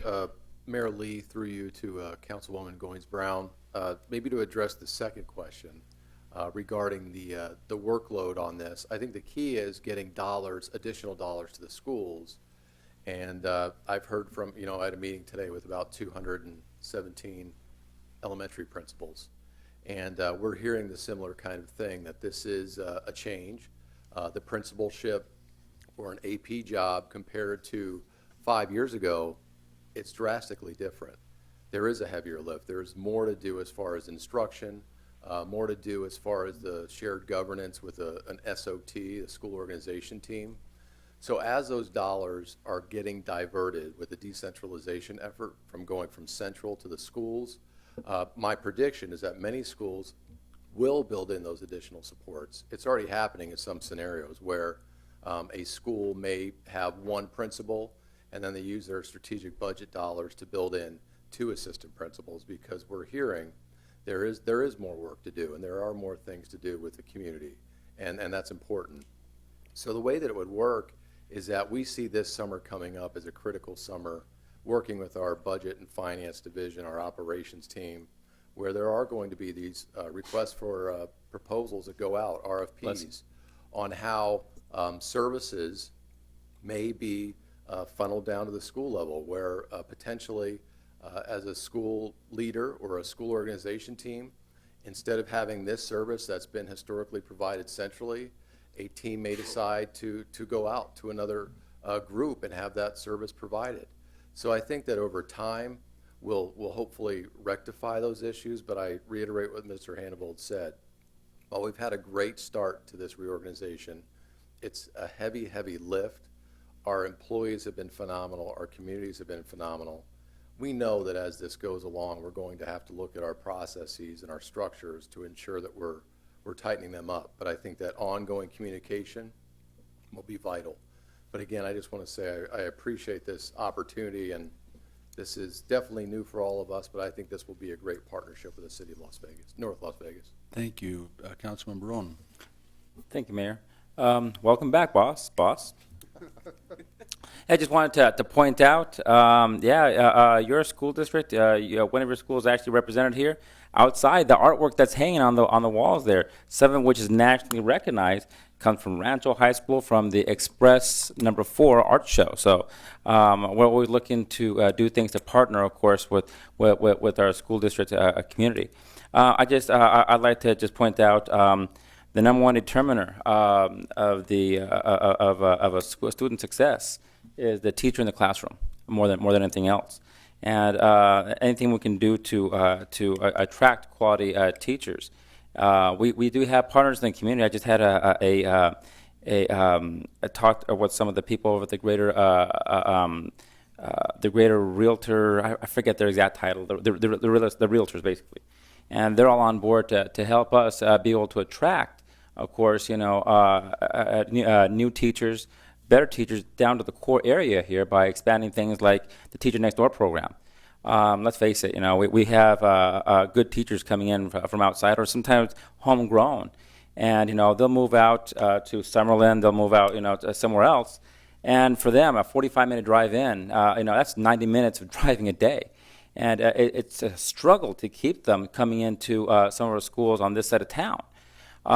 Just when they know they can go ahead and just stay home, a 10-minute drive, and have that an extra hour with their family, which of course that is so monumental. So I'm hoping we can definitely open up more partnerships to help our teachers be able to come to us to our side of town. And a related thing, I mean, to me it's kind of sad, although I'm happy with the outcome. Several of the schools that were being considered for that one special takeover zone that didn't quite work out the way some people had wanted it to, they're right over here. I mean, Tom Williams was almost on the final cut there. My little school over here, I'm so sorry, I forgot. But also Von Tobel, which is like right across the street from my ward. I mean, we're talking several schools right here in this area. So what I'd propose is if we so can do it, and maybe you don't have to come in and address the entire council every quarter, but maybe come in and make an appointment that's a lot more fluid with individual council people. I would definitely like to have some sort of a dialogue between myself and anything that we can do here and the principals here in Ward 1, and maybe the schools that are just right next to us, like, quite frankly, Von Tobel. It just, there's some things that I think we can do together. So there's some best practices because, again, in my ward, you have a school that's, was about to be taken over by someone else, but you also had a school not that far away that's like a 4-star school with Lincoln. So, we do know there are, we do have professionals in North Las Vegas that can adapt and roll with the role. We just need to do everything we can to support that. Thank you very much. I'm sure there's probably other things, but it's a long night, and maybe someone else wants to talk. Councilwoman Wood? Well, I can only speak as a parent and as a council person, and I think the one thing that you kind of started talking about in your presentation, but then I kind of missed the main part that impacts me the most, and that is the results and measures. There's a lot of talking about accountability, data dashboards, but what are the parents really getting that shows us that we're starting to see improvements in our schools? I've kind of been trained on the STAR system because that's what we've been using, is it's the 3-star school, 4-star school, 5-star school. Are we going to get something that tells us that we're starting to see improvements in the test results and the attendance of the students and the graduation rates and and as a council person, I'm looking for, show me that this system now is going to make North Las Vegas schools better, that we are competing better with surrounding jurisdictions, schools. When do we get kind of that report card to know that this system and all of this change is actually working? Well, and Grant Hannibal for the record, and in all honesty, that's a great question because we've been data poor the last couple of years because as a state, we were in transition and we were all familiar when the first year of the state standardized testing, it went south in a bunch of states through no fault of our own, but we went through a couple of years without any data. We were successful with the SBACs last year. So we have SBACs now for grades 3 through 8. And we are now requiring the end of course for high school. So we have at least 1 year of data for both of those. So we finally, this year, we'll get some second-year trend data. So with that, my guess is the Nevada School Performance Framework will come back, and we will get back to a STAR ranking system because the data is now becoming available. And as that trend data becomes available, then of course that'll be pushed out, and schools will start to use that information to drive the decision-making in their school and to promote school improvement. Because I think for us, that's the key. You need to see it. Exactly. Yeah, we need to see it, and we need to see that that there are positive results. We need to see that the money flowing into the schools in North Las Vegas is equal and equitable to the money that's flowing into the schools in the other jurisdictions, that our students are getting the same access to the same education, to the same educational resources, and that we're starting to see those graduation rates rise, that we're, and that ours are comparable to those of the other jurisdictions. I'm a North Las Vegas City Councilwoman. I'm proud of it. But my son does not go to school this year for middle school in North Las Vegas because the school that my son is zoned for is a 3-star and has never had a good reputation. And so my son goes to school outside of North Las Vegas, which breaks my heart. I want to be able to bring him home, but I need a school that is worthy of him. And that's a fair criticism for us, and we have an obligation to change that. And I know Councilman Barron brought up, some of the schools in this area. I'm very fortunate to supervise C.C. Rano, Kalen, and Lincoln. And those are right around the corner from Rancho High School. And if you look at those 3 schools, and they have some internal data, and they have some comparison data with other schools, but despite their population or what you might perceive their population to be, they are significantly overachieving. Those are some 4-star schools that are well, but it's not really just the pushing schools in the envelope. mature area. I mean, I have Bruner and Triggs and Guy and Wolf and Cosine, and and Bruner, and I've got great schools too. And elementary wise, my son was always in North Las Vegas schools. It's the middle schools I think that I'm actually a little more concerned about, and the high schools. And I think that would be, maybe that's an opportunity for me to sit down and talk to you at a different time where I'd be more than happy to. I would. I'd like to hear what those concerns are because that bothers me. If you're not feeling okay sending your kid to school in your zone school, you have every right to feel comfortable doing so. And again, Mike Barton for the record, just also overall as far as these reports with municipalities, the next one we envision time frame wise being probably May. At that time, we'll have some perception data. Again, some from the surveys that we've been administering, we're finishing those up now. And so in May, we think that with the municipalities, we'll have baseline survey data and some historical as well. SBAC, as Mr. Hannibald said, we'll have a second year. Usually it takes a while for the SBACs to get reported from the state back to us, but that potentially could be a late summer report where we can provide SBAC data, other metrics, comparative school year to school year for all the schools in the city of Las Vegas, North Las Vegas, Henderson. So we had the city of Las Vegas meeting today as well, so I apologize for saying Las Vegas. But we will definitely make the conversations during these quarterly reports about the data. We know it's about results. We know it's about improving the schools here and student outcomes. Thank you very much. I have, Mr. Herberger, you're going to give us a closing prayer. We have to stay here and work a little bit longer tonight. That's a good opener prayer, but you didn't pray for a vast meeting. So I just have one question. I'm very proud of you guys. Some people say that we have the toughest job in Nevada fixing and repairing North Las Vegas, but I always take a stand back and say, no, Pat Skorkowski and the guys at the school district have the most meaningful, toughest job. And I would give you credit for that. You have great attitudes. I do have one question. We have the Jefferson School. It's your yard over here where all the trucks park and all that kind of stuff. We're negotiating with you, but it seems like we're negotiating with a ghost sometimes. We're trying to get that on the agenda, have a discussion. We've got an appraisal done. We've got money for you. We've got locations to go to. I'd like you to maybe, if you would, consider moving forward with some of the desires that we have also and see where we can help out the school district. But also, we're trying to retake down our downtown and Councilman Brown's area. We decided that when we got elected, the whole city would benefit. It wouldn't just be the outer lands of North Las Vegas where it was going to be easy land to build on. So we have some big economic development plans for downtown, but we need to continue to keep these as a property that will figure into our matrix. So I'm just asking you guys if we could have that discussion move forward a little bit. But that's just a request.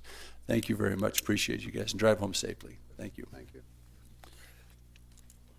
Item number 17, or business item number 17. Mayor, I'm going to read the title in, and then if you could take a short recess so that we can call the What? assistant city manager could call in because he wanted to call in.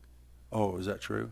Yeah, so I'll read the title. In item 17, award of request for proposal number 2017-001 and approve agreement for federal lobbyists with John C. Porter of Porter Group LLC in a total amount not to exceed $150,000 per fiscal year, $120,000 for salary and $30,000 for travel and expenses, for a one-year term with an option to renew for 3 additional one-year terms to represent the city in legislative issues and lobby on behalf of the city for possible action.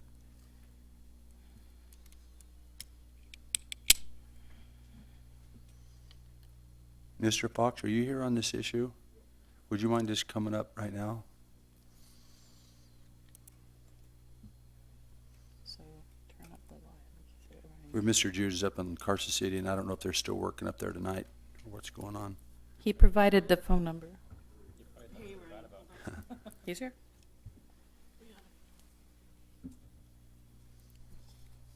Are you prepared to offer some dialogue with us or just answer questions? Sure, I could do both.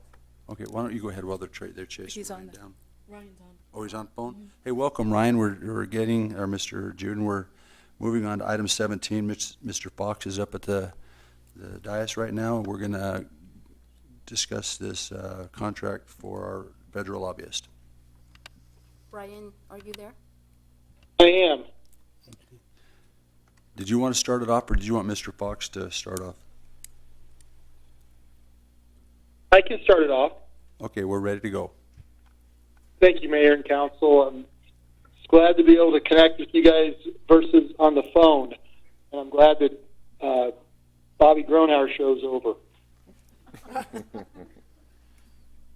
So we, as you know, we've used the Porter Group for the last few years. And following Mayor's direction and Council's direction to put RFPs out on everything, on all of our bids out for all of our contracts, we put an RFP out. We received 4 respondents. 2 of them were just Beltway firms. We weren't very familiar with them. The Porter Group and then another group that did have a local contact. And so for several reasons, staff is recommending that we continue this lobbying contract with the Porter Group. Some of the things that we consider are the conformance with specifications of the bid, the qualifications, their past performance, and their performance and the delivery date, and the quality of their work. And I know I briefed council members and mayor on the Porter Group.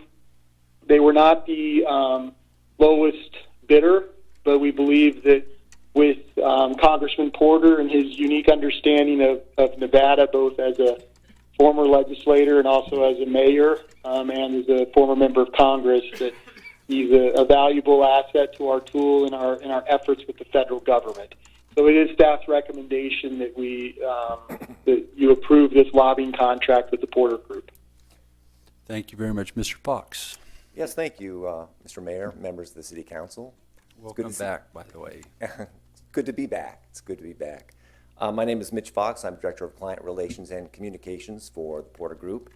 And on behalf of Congressman John Porter and the entire Porter Group team, we're honored and proud to be considered as your representation in Washington, D.C. We're very proud of the fact that we played a part along with yourselves, Mayor Lee and the Las Vegas Metro Chamber of Commerce in establishing the Tule Springs Fossil Bed National Monument.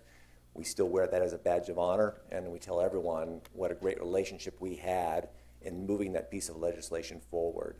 We're also proud of the fact that we secured almost $4 million in grant money in 2016 alone for the North Las Vegas City Fire Department. We're working on a number of projects now. You probably heard about the Porter Group Townhouse, which is located right across the street from the Capitol. Congressman Amedee named it the Nevada Embassy because whenever someone from the state of Nevada comes, they come to the townhouse. So we have great relationships with every single member of Nevada's congressional delegation. In addition to that, we hosted 200 events in last year alone with members of Congress, both in the House of Representatives and the United States Senate. So they feel like that's their home away from home. And because of that, we've been able to expand the influence of the Porter Group and really the influence of the city of North Las Vegas to get important projects done. And as you know, we're working on a number of them right now, and I don't know if we have time to go into them, but we're just real pleased to be considered for this position. Thank you very much. Mr. Duden, did you have anything more to add, or we're going to go into council discussion? No, sir, I don't. Just I'm available for any questions if there's any questions from the council. Thank you. Council, do you have any questions of Mr. Fox or Mr. Duden concerning this? I don't have a question, but a comment. Ms. Goins-Brown? I don't have a question, just a comment. Hi, Mitch. How are you, by the way? I am just wanted to say I'm thoroughly pleased with the Porter Group, and having visited the Porter House in D.C., I feel thoroughly that they provide what we need. They're very thorough. Like I joke, I almost get too much information from them on a daily basis, but I do appreciate it. I hear from them at least once or twice a month just to check in and see, can we be of any service to you? So I really appreciate the services that they provide to us, and would just like to continue it. Thank you. Thank you very much. Thank you very much. Ms. Wood? Well, I too just want to say, Mitch, that, I'm normally in Washington, D.C., usually about this week, for the Nevada League of Cities. Our annual conference is in Washington, D.C. about this time. With campaign season going on, I haven't been able to make it this year. But you guys have always been wonderful about taking me around and making sure that I have that opportunity to spend time with our federal delegation, and just making sure I know all the ins and outs of Washington, D.C. And you guys have been just very responsive and very effective up there. So I, too, support continuing with the Porter Group. Thank you, Councilwoman. Councilman Barone? Yeah, again, yes, echoing my colleagues' sentiments. The part that I really relish more than anything else is the accessibility and the communication that we get from Porter Group with Mr. Dan Maurer, who, of course, gives us regular updates about what's going on. And so is that the way we say his name? Yes, it is. No, actually, I can't believe I actually pronounced it correctly. I'm probably getting loopy because it's getting kind of late here. I just look forward to working again with the Porter Group, and I can't wait for us to get a certain monument over at one of our schools, and we'll take lots of pictures, and we'll be really proud. Thank you so much. Thank you, Councilman. Councilman Churchill? Hello, Mitch. Hello, Councilman. Just a quick thank you for all you do, and of course I support the Porter Group for continuing to represent us in Washington, D.C. They do a very good job. Thank you. Thank you. Thank you. And I just might add, the federal issues that I work on daily on a lot of things have been very handled very well and very professionally by you guys. And I know that we're right in the middle of some serious negotiations with the Congressman Bishop on a lot of things that are going to be good for Southern Nevada. And so not only do we benefit, but the whole region benefits when you guys do good service for us. And I want to thank you for supporting Southern Nevada like you do. With that, the chair will take a motion to approve the agreement for the Porter Group. Move to approve. We have a motion. Please cast your vote. Thank you, Mitch. Thank Say- you. say Thank you hello very to Kitty much. for us. Appreciate it. Thank you. Items approved. Item number 18. Item 18, approve purchase and sale agreement with Purcell Properties LP, permitting the sale of Clark County Assessor's Parcel Number 139-14-102-002, located at 3120 Losey Road, North Las Vegas, Nevada, to promote economic development in the amount of $1,225,000 for possible action. Thank you, Councilor. Any comments or questions to this item? If not, the chair will take a motion. Move to approve. Please cast your vote. Items approved. Item 19, approve interlocal agreement with Clark County and the cities of Las Vegas, Henderson, and Boulder City for the stadium district tax collection and remittance for possible action. Thank you, Councilor. Any comments or questions to this item? If not, the chair will take a motion. Move to approve. We have a motion. Please cast your vote.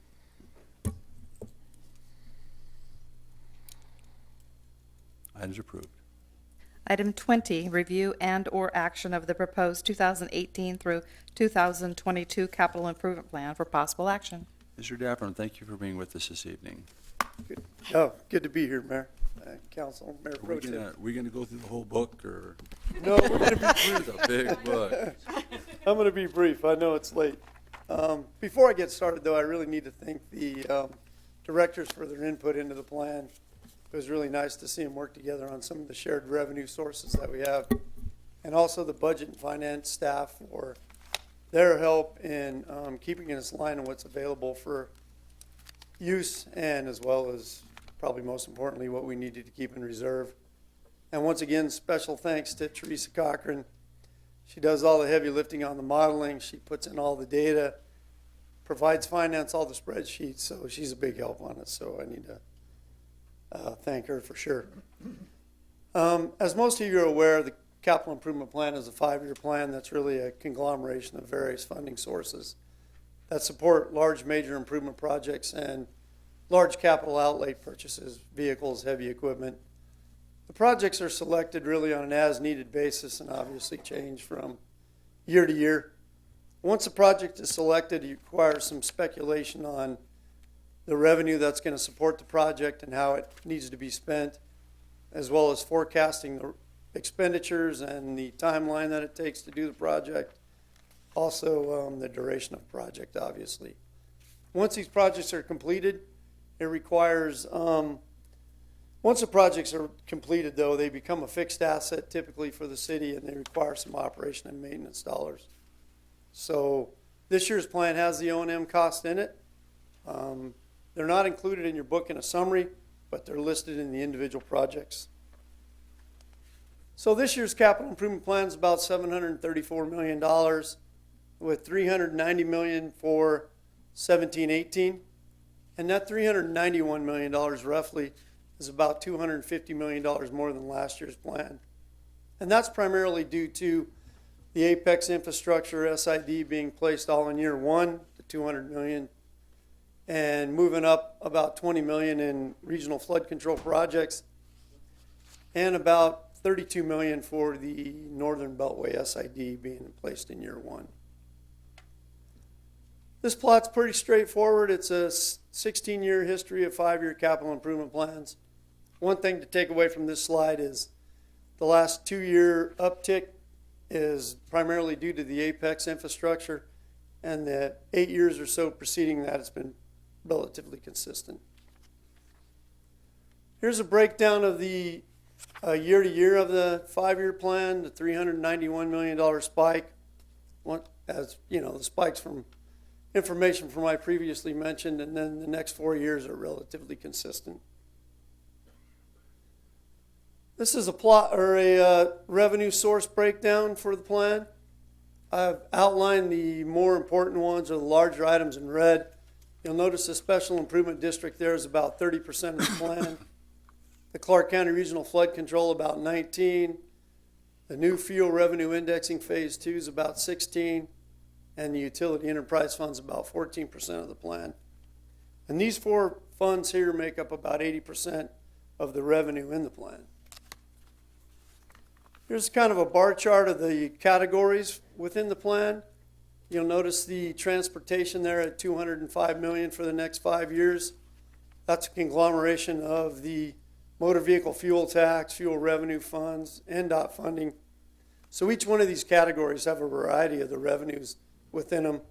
You'll notice the water and sewer there at the bottom, about $124 million between the two of them. That's primarily the utility enterprise funding. Next, several sets of slides is a breakdown of the plan by category, and obviously I can't hit every project in every category, so I'm just going to hit a couple highlights. The downtown redevelopment wasn't actually in last year's plan, but this year there's about $1.2 million to remodel the Canyon Electric building for the City of North Las Vegas Main Branch Library eventually, and about $28,000 to master plan the Civic Plaza area around the building. Flood control, we got about $143 million for 5 years. A couple projects of interest is the Hollywood storm drain there at $28 million. It's a monster project on Hollywood between Centennial Parkway and the Boulevard. It goes underneath the Boulevard and wraps around the northern part of Nellis Air Force Base. Also, we have the Central Freeway Channel. You'll see that on one of the next council agendas. We've signed we're getting ready to sign a CMAR contract to put some boxes in the southbound lanes of I-15 underneath Cheyenne. That'll probably make everybody really happy. For municipal facilities, 6 projects totaling $201 million.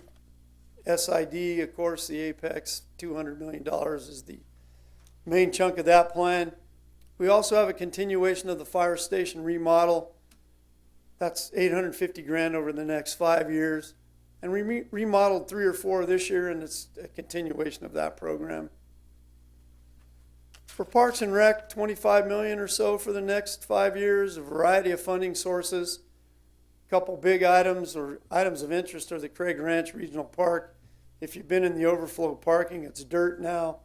We're going to repave that area, make it ADA compliant, make it more accessible for everybody. There's also a couple land acquisitions there.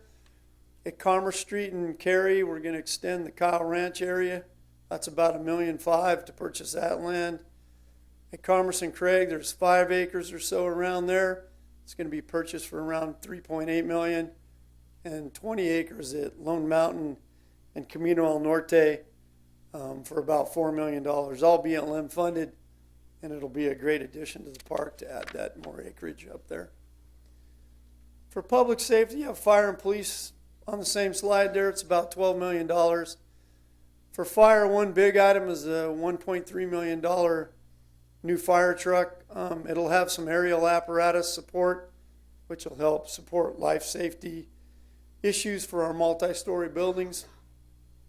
For police, they have the radio replacement program. It's about $3.2 million for the next 2 years, and that's a continuation of the program that started last year. I think most of the council's aware that the current Motorola system won't be supported after 2018. The police also have the core system upgrade for their software and hardware that's used by police dispatch and records. They really need this upgrade in the software, and it's about $700,000, all scheduled in the next fiscal year. For technology improvements, there's 10 projects, about $6 million. One of interest is the business license and permitting software. That's going to make the business licensing and permitting way more efficient.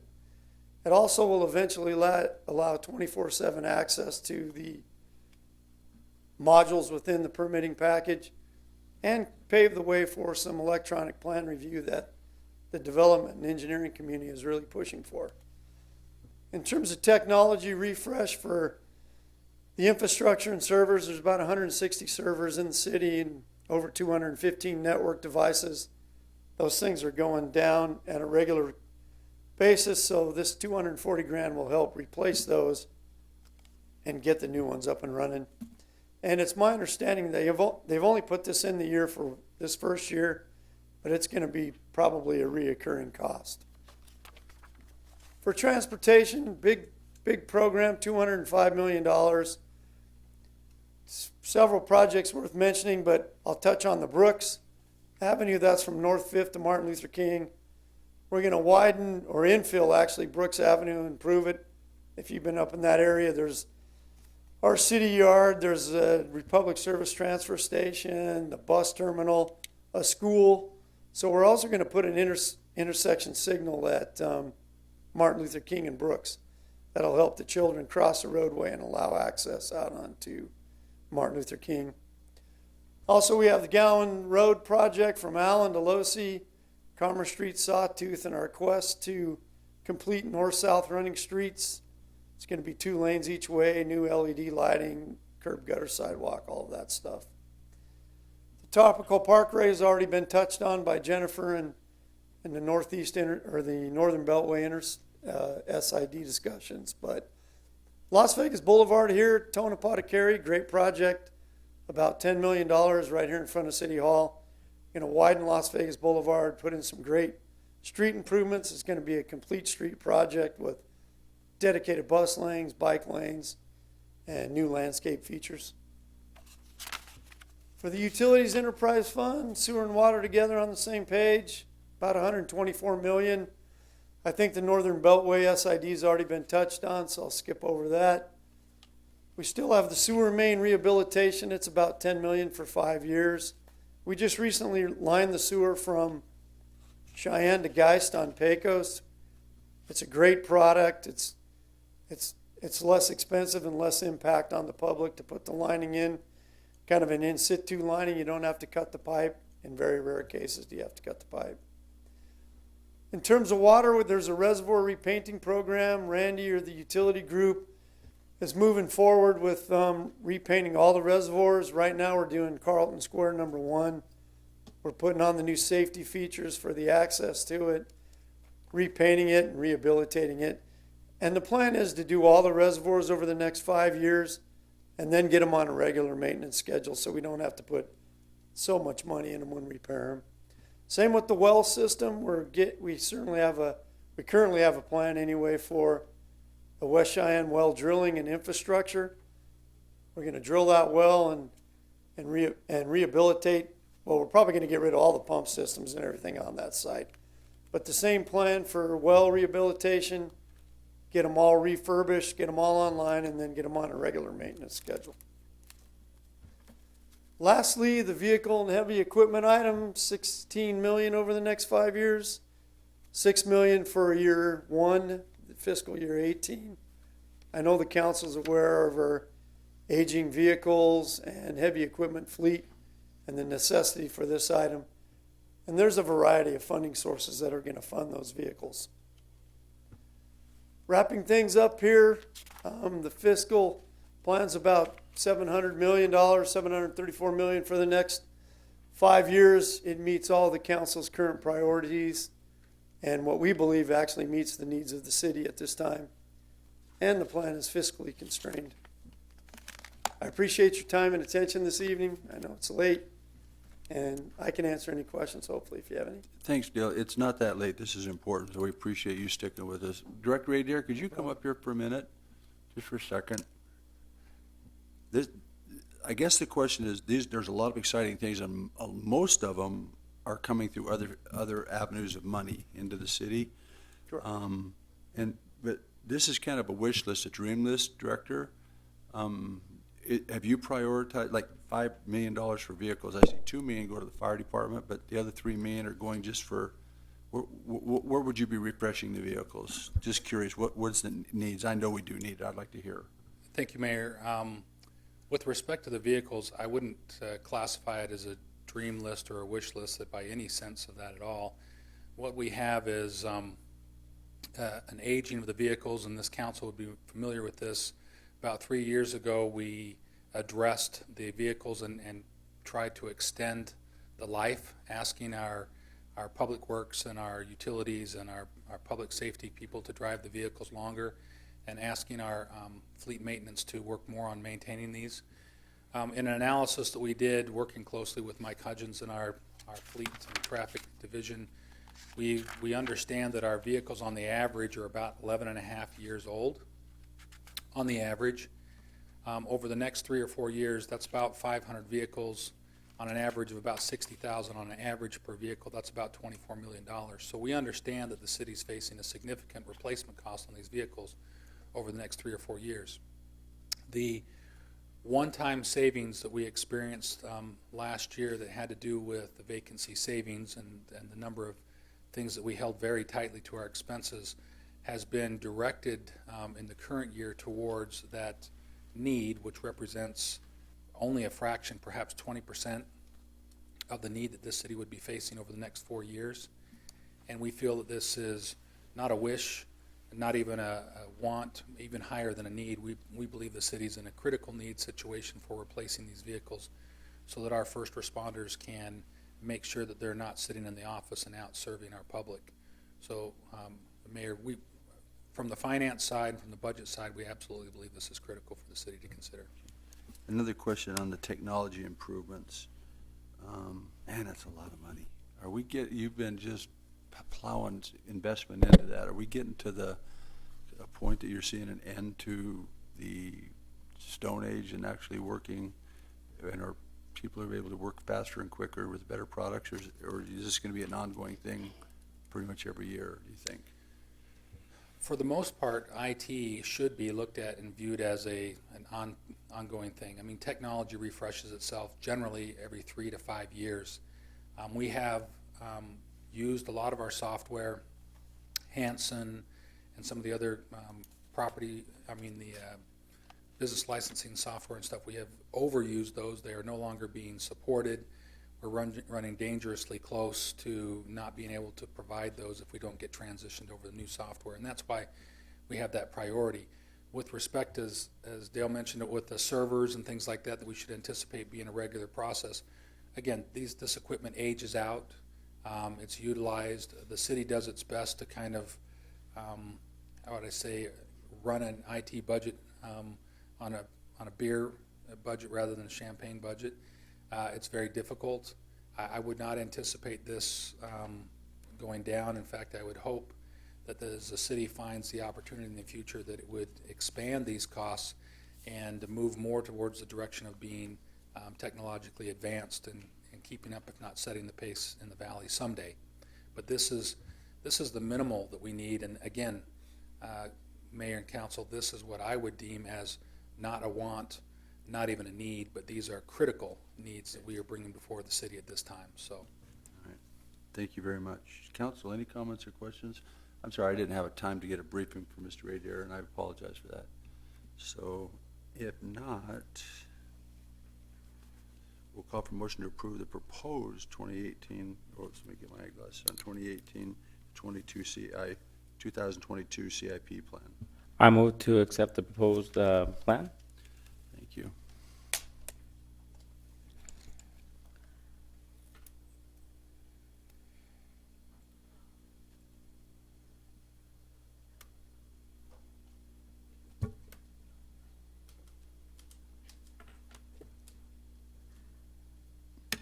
Items approved. Dale, you and your team, congratulations. That was a lot of work. I just want to give that to you, okay?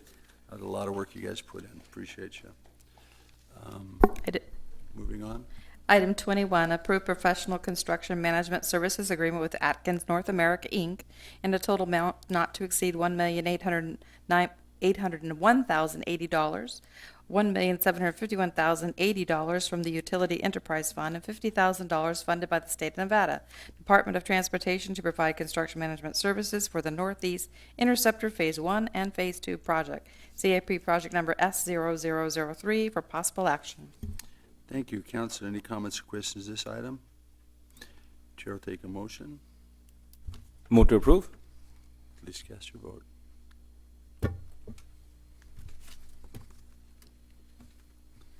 Items approved. Item 22, approve agreement to use local government contract with Thatcher Company of Nevada for the purchase of wastewater treatment chemicals, sodium bisulfate, for the water reclamation facility in an amount not to exceed $115,000 per fiscal year with the option to renew for 3 additional one-year periods using the competitive bidding exception per NRS 332 Local Government Purchasing Act for possible action. Thank you. Council, any comments or questions on this item? If not, the chair will take a motion. Move to approve. We have a motion. Please cast your vote. Items approved. Oh, it will be approved. I felt pretty confident, didn't I? All right. Item 23. Item 23, approve water storage tank evaluation agreement with Tank Industry Consultants in the amount not to exceed $135,000 from the Utility Enterprise Fund to provide water storage tank evaluations on North Las Vegas water storage tanks for possible action. Thank you. Council, any comments or questions on this item? If not, the chair will take a motion. Move to approve.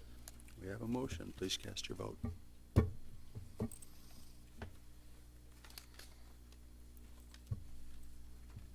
Items approved.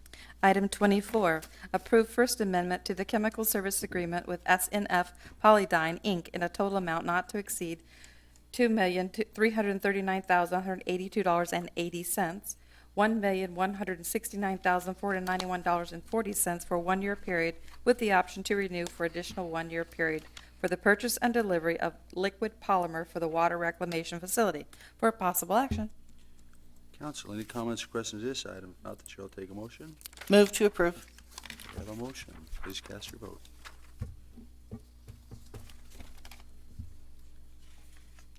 Items approved. Item 25, approve second amendment to the Elsner Well Pump Removal and Inspection Service Agreement with Lane Christensen Company to increase funding of the first amendment from $47,059 to an amount not to exceed $295,663.45 from the utility fund to replace the existing pump for possible action. Council, any comments or questions on this item? If not, the chair will take a motion to approve. Move to approve. We have a motion. Please cast your vote.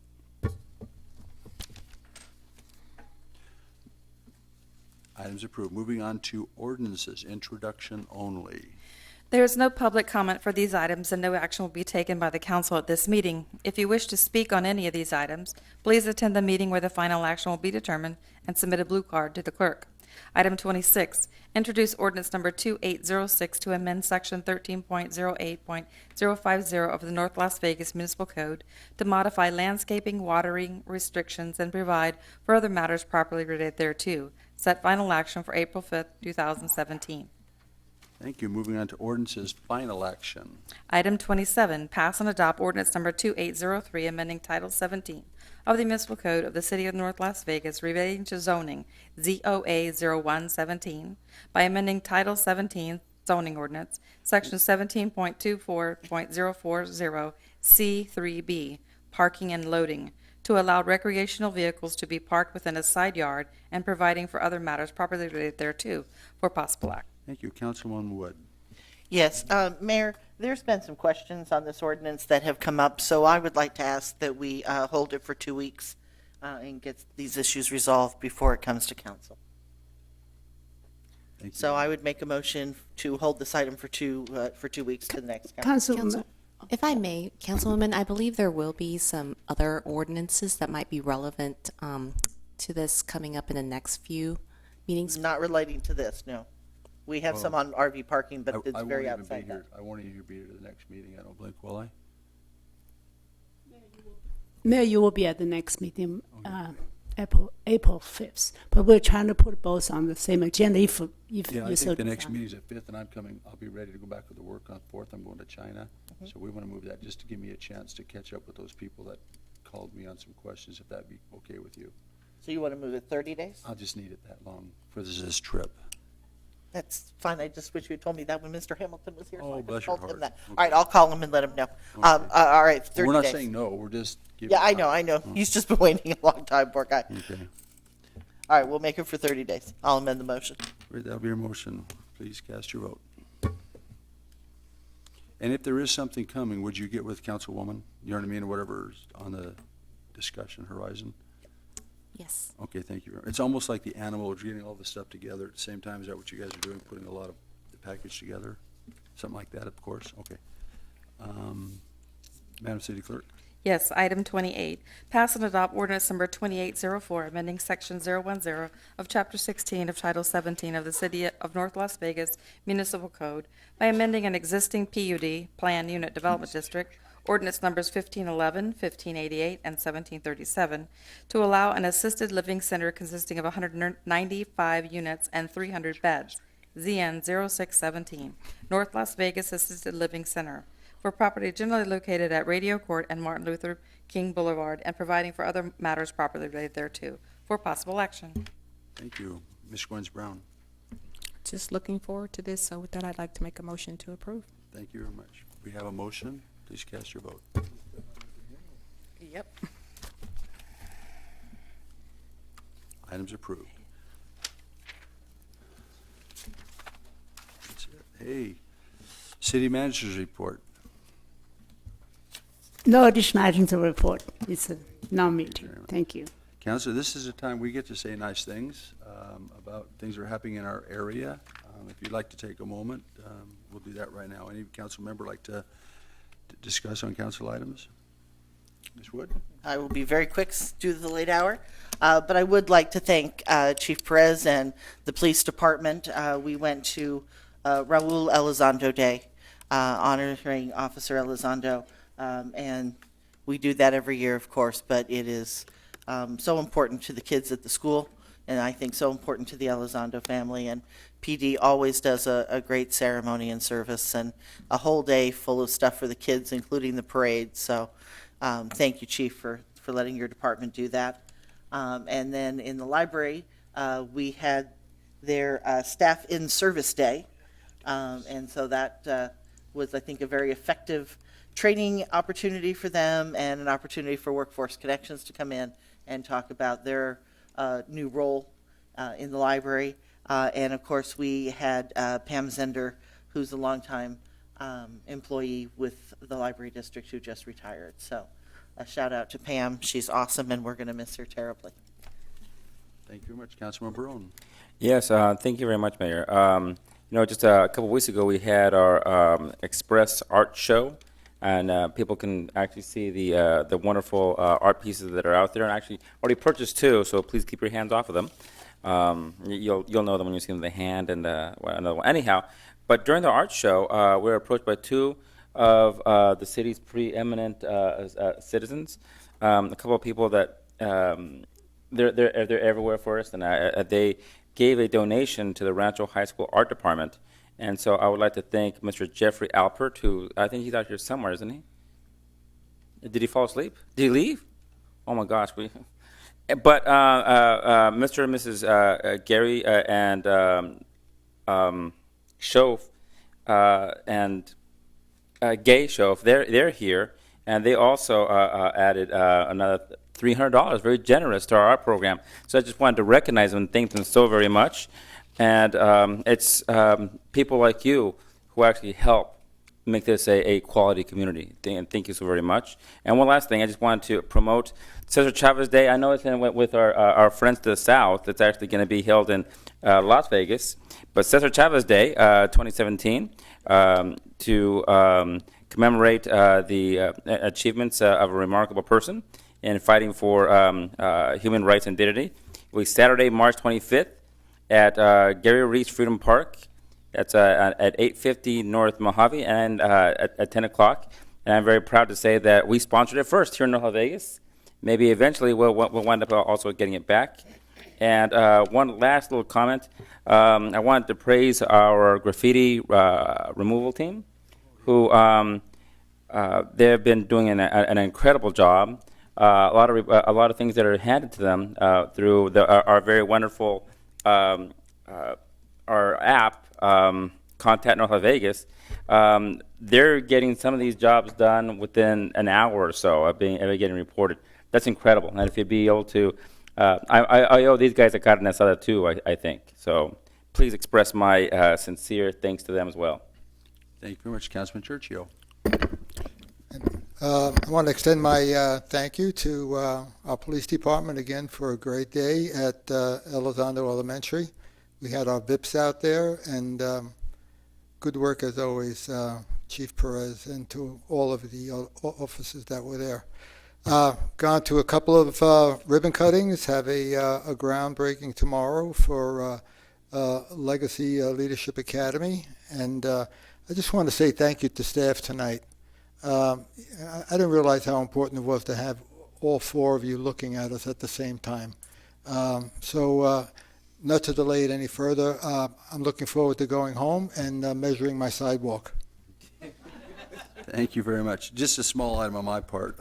This last week, myself and Carolyn Goodman, Mayor of the City of Las Vegas, met with the Albertsons organization. They remodeled historic Craig and Decatur, and I had worked with them and had them realize how close that this Albertsons was to a lot of schools in North Las Vegas.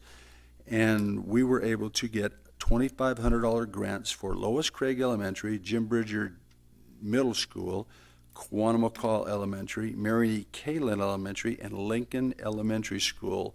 They gave these checks to the schools, and they want to be good partners. So once again, Albertsons is a very good partner of North Las Vegas, especially the Craig and Decatur location. We'd love to have you, if you get a chance, to stop in to see the new store. It's been remodeled. Thank you very much. And last thing I'll say, this wasn't a long night. You should have been, when the Badlands at the City of Las Vegas had their meeting on that golf course, 8 to 10 hours they were there on that meeting. So But Mayor, you said we'd be done by 7:30. I know. Those sidewalks. So anyway, we appreciate you for coming this evening and being with us and hanging out, people in the community. This is a time set aside for the second public forum, and so I would like to ask Mr. Richard, Mr. Schoaf, Ms. Gay-Schoaf, pardon me, and Ms. Carter to come up.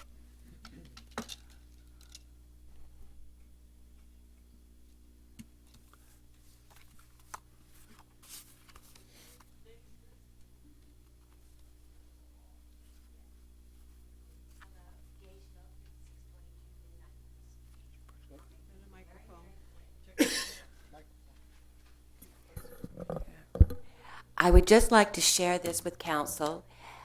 This is a neighborhood meeting notice from Bobby Gronauer, and I'd like to show you what it is. I almost threw it away. I thought it was junk mail.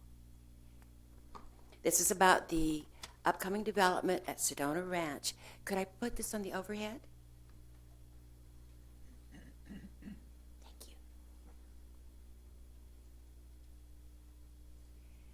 This tells the residents that live over off of Ann Road, in that area, Craig Road, about the neighborhood meeting. But it says nothing. It says absolutely nothing. With the assessor's parcel numbers, that doesn't tell us, hey, this is going to be Sedona Ranch, formerly known as RC Farms. And another complaint I have is Alianте Library. That's over 4 miles from this neighborhood. I think Skyview, Jesse Scott, Carol M. Johnston Middle School would have been much more appropriate. Anyway, I just wanted to bring this to your notice because if Gronauer comes back and says, everything's cool, we only had 2 people at a neighborhood meeting, maybe you can understand why. Councilman Churchio, I'd like to invite you to attend, and Councilman Barone, you too, because Jesse Scott, our elementary school, is already 100 students over capacity. So thank you very much for listening to me, you guys. Good night. I might ask a question. Is that in compliance? That doesn't appear to be a compliant type notice. We really don't have any standards in the zoning ordinance. However, we normally, when we tell them to send out a notice, we want them to send out something that actually explains and tells people what they're going to be doing, just like our notices. I've seen a lot of notices that actually show maps, that aren't really as basic as that. And Is this something we should just pick up legal team and figure out what we could do to make at least where the common resident doesn't throw it away, not common resident, but the average person doesn't throw it away and understand what's being, the objective of the meeting's about. And I don't know that most people are necessarily that familiar with the Clark County website to be able to put in a bunch of assessors' numbers to pull them up to figure out where this project is, and not even really to tell them even what kind of project that they're looking at. Is this a zone change? Is this a use permit? Is this we could certainly do much better than this. Kay, did you say that this was sent out bulk rate? This is, pardon, Richard? Bulk rate? This is for Sedona Ranch, and the meeting is over. Thursday at 5:30 at the Alianте Library. No, I thought you said it was sent out bulk rate mail. Bulk rate, right? No, well, The put it on the postage overhead. is I can 46 see. cents, but I mean, this is All right, I'll throwaway speak or with you recycling afterwards. junk. Okay, Thank you all very much. thank you. Ms. Carter?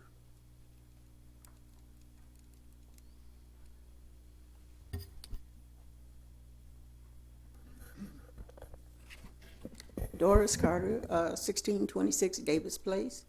I've been out for one, maybe 2 meetings and whatnot, but something that was said 1 or 2 meetings ago, I remember, Mayor, you made a statement that you were excited we were getting some kind of factory or something here in Vegas. I believe it's supposed to have been related to some kind of chemical plant or something.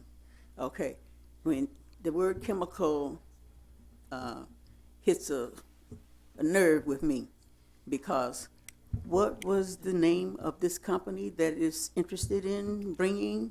I don't know of a chemical company. I think there was an expansion on a fuel tank company quite a few back. I don't recall a chemical company coming Okay, here. maybe I got my information wrong, but like I said, it hit a nerve with me. I agree. Okay, because in the past, we've had discussions about Yucca Mountain, and I would need to know the name of this new company that wants to come and build in Vegas, and make sure it's not the same company that wanted to bring this junk to Yes, you're right. Las Vegas. And make sure that if it is related, we don't want it. Because we told you to keep that in your jurisdiction, well, we don't want it coming through the back door either. So that's my point. Get the names of the past, that's trying to get to Yucca Mountain, and the name of this new company that wants to come and build here in Vegas. I don't need answers right now, but I need somebody to check into that to find out, just to make sure that they're not, whoever this company was, is not trying to sneak in the back door on us. They would, in a chemical situation, they would have to come in front of the city council, have an open hearing and everything on it. Mm-hmm. So that hasn't happened yet, and I can't recall, maybe I made a mistake or something. I'll take the blame for it, but I'm not aware of any chemical company that's actually moving here unless it's some fuel out at Apex. They have a, Well, my memory's not that Okay. long, so, but I know you were excited about it, and I got kind of excited myself because this is a big company that's jobs and, progress for North Las Vegas. So I want to make sure it's not the same company, Yes, trying to figure out their way in. yes, ma'am. We appreciate you. Mr. Bouchard.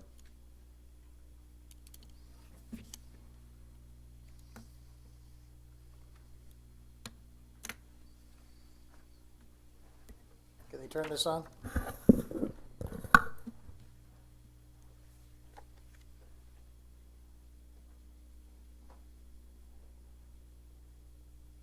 I'm waiting for an image. Mr. Schoaf, you'll be after him, okay? Thank you.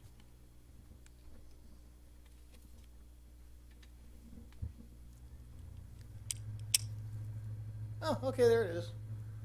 Boy, that image is really washed out. We got to put new lamps in those projectors. Okay, the city's most important asset. What do you think it is? Can I have a hand? Anybody have a guess? I'm going to help you out. It's not our mayor. It's not our city council. It's not our fire department. It's not our police department, even though those are all wonderful people. But what is our city's most important asset? Does anybody have a guess? Okay, make it simple here. It's me. No, it's our children. Anyway, and hey, these are not model children. These are real kids. I did not hire models. Are they good-looking kids or what? I was over Silver Mesa Recreational Center, which is the nicest rec center we've got. The biggest problem is it's closed more than it's opened. We got to do something about that. I want to look at a couple other issues here. The North Las Vegas Neighborhood Center, which I assume was built in the 1950s, it looks like something that was built in the 1950s and they haven't painted it or done any upgrades since. It's a horrible looking place. It's in the poorest part of town. I personally do not believe just because you live in the poorest side of town you shouldn't have access to nice rec centers. We should do something about that. Alexander Library, the best library we've got, the biggest library we got, is closed 3 days a week. These are problems. Let me tell you why. A lot of people think nobody is using libraries anymore. No, you're wrong. We're using libraries more now than ever. A lot of this is because there are a lot of people that do not have access to the internet. The economy is still very soft. The economy has treated some people a lot worse than others. And a lot of people are relying on their internet use through the public library. A lot of these are kids in high school. You can't do your homework without access to the internet now. And not everybody can afford it. Obviously, I know the city is strapped for money, but I still see a lot of wasteful spending. I don't want to get into the wasteful spending tonight because I'm as tired as you are. these are some important issues. Keep in mind, if we keep kids off the streets until they're 18, most of these kids will not smoke cigarettes, they'll not do drugs, they won't be getting pregnant. Most of the problems kids get into, they're doing it now between 12 and 14. Between the years of 12 and 14, they're getting hooked on drugs, they're breaking laws, they're becoming convicted felons before they're 18. Now, it isn't just North Las Vegas, this is going on all over the country. So don't get the right idea. I'm not criticizing you this late at night. But you know, it's a lot cheaper to keep these libraries open, keep these rec centers open, than incarcerate these kids for the rest of their lives. I think I've used up my 3 minutes. Very good points. Thank you very much. Mr. Schoaf. Anytime you want to get together and talk about how we can save money, let me know, because I got some ideas. Good evening, everyone. Once again, Steve Schoaf. I like what Councilman Wood said about contracts. Things can be amended, and I think that's what needs to be done with that. I think it's ordinance 2706, excuse me. I think it needs to be revisited and maybe tuned up a little bit. The other thing I want to say is, about a year ago, Bob Gronauer was standing here and, in my opinion, made the same threat to this council in the city of North Las Vegas, that if he didn't get his way that evening, he was going to pull out of North Las Vegas. And that was Shea Holmes, I believe, at the time. Shea Holmes is back. They came back and they want to develop over there in Villages of Tule Springs. I don't feel it's right that he bullies our city council and the city of North Las Vegas, and I don't think you guys should take it. I don't think he has a right to come here and make demands and say, I'm going to do this, or I'm picking up my toys and I'm leaving and I'm taking this party homes group with me. They need to build homes. We have the property. We do have some leverage. Thank you, and good night, everybody. There's no doubt he's passionate, but he has people that pay him that want to do business here. Well, we pay you guys, so stick up for North Las Vegas. And there's two gentlemen who were here earlier and they couldn't stay, Larry Holt and Jason Kordowski. They wanted to give the council, on behalf of the culinary unions, a report that was called the Banking on Unsafe Working Conditions and on-the-ground health and safety experiences of non-union casinos. So I want to enter this into the record. We'll see that if you want a copy of this will be available for you. But they had to leave early, and they asked me if I would just put that on the record that they were here today in support of this report. So with that, is there anybody else that would like to come up and speak to the City Council at this time? Seeing none, we'll close the public forum, and this meeting is adjourned.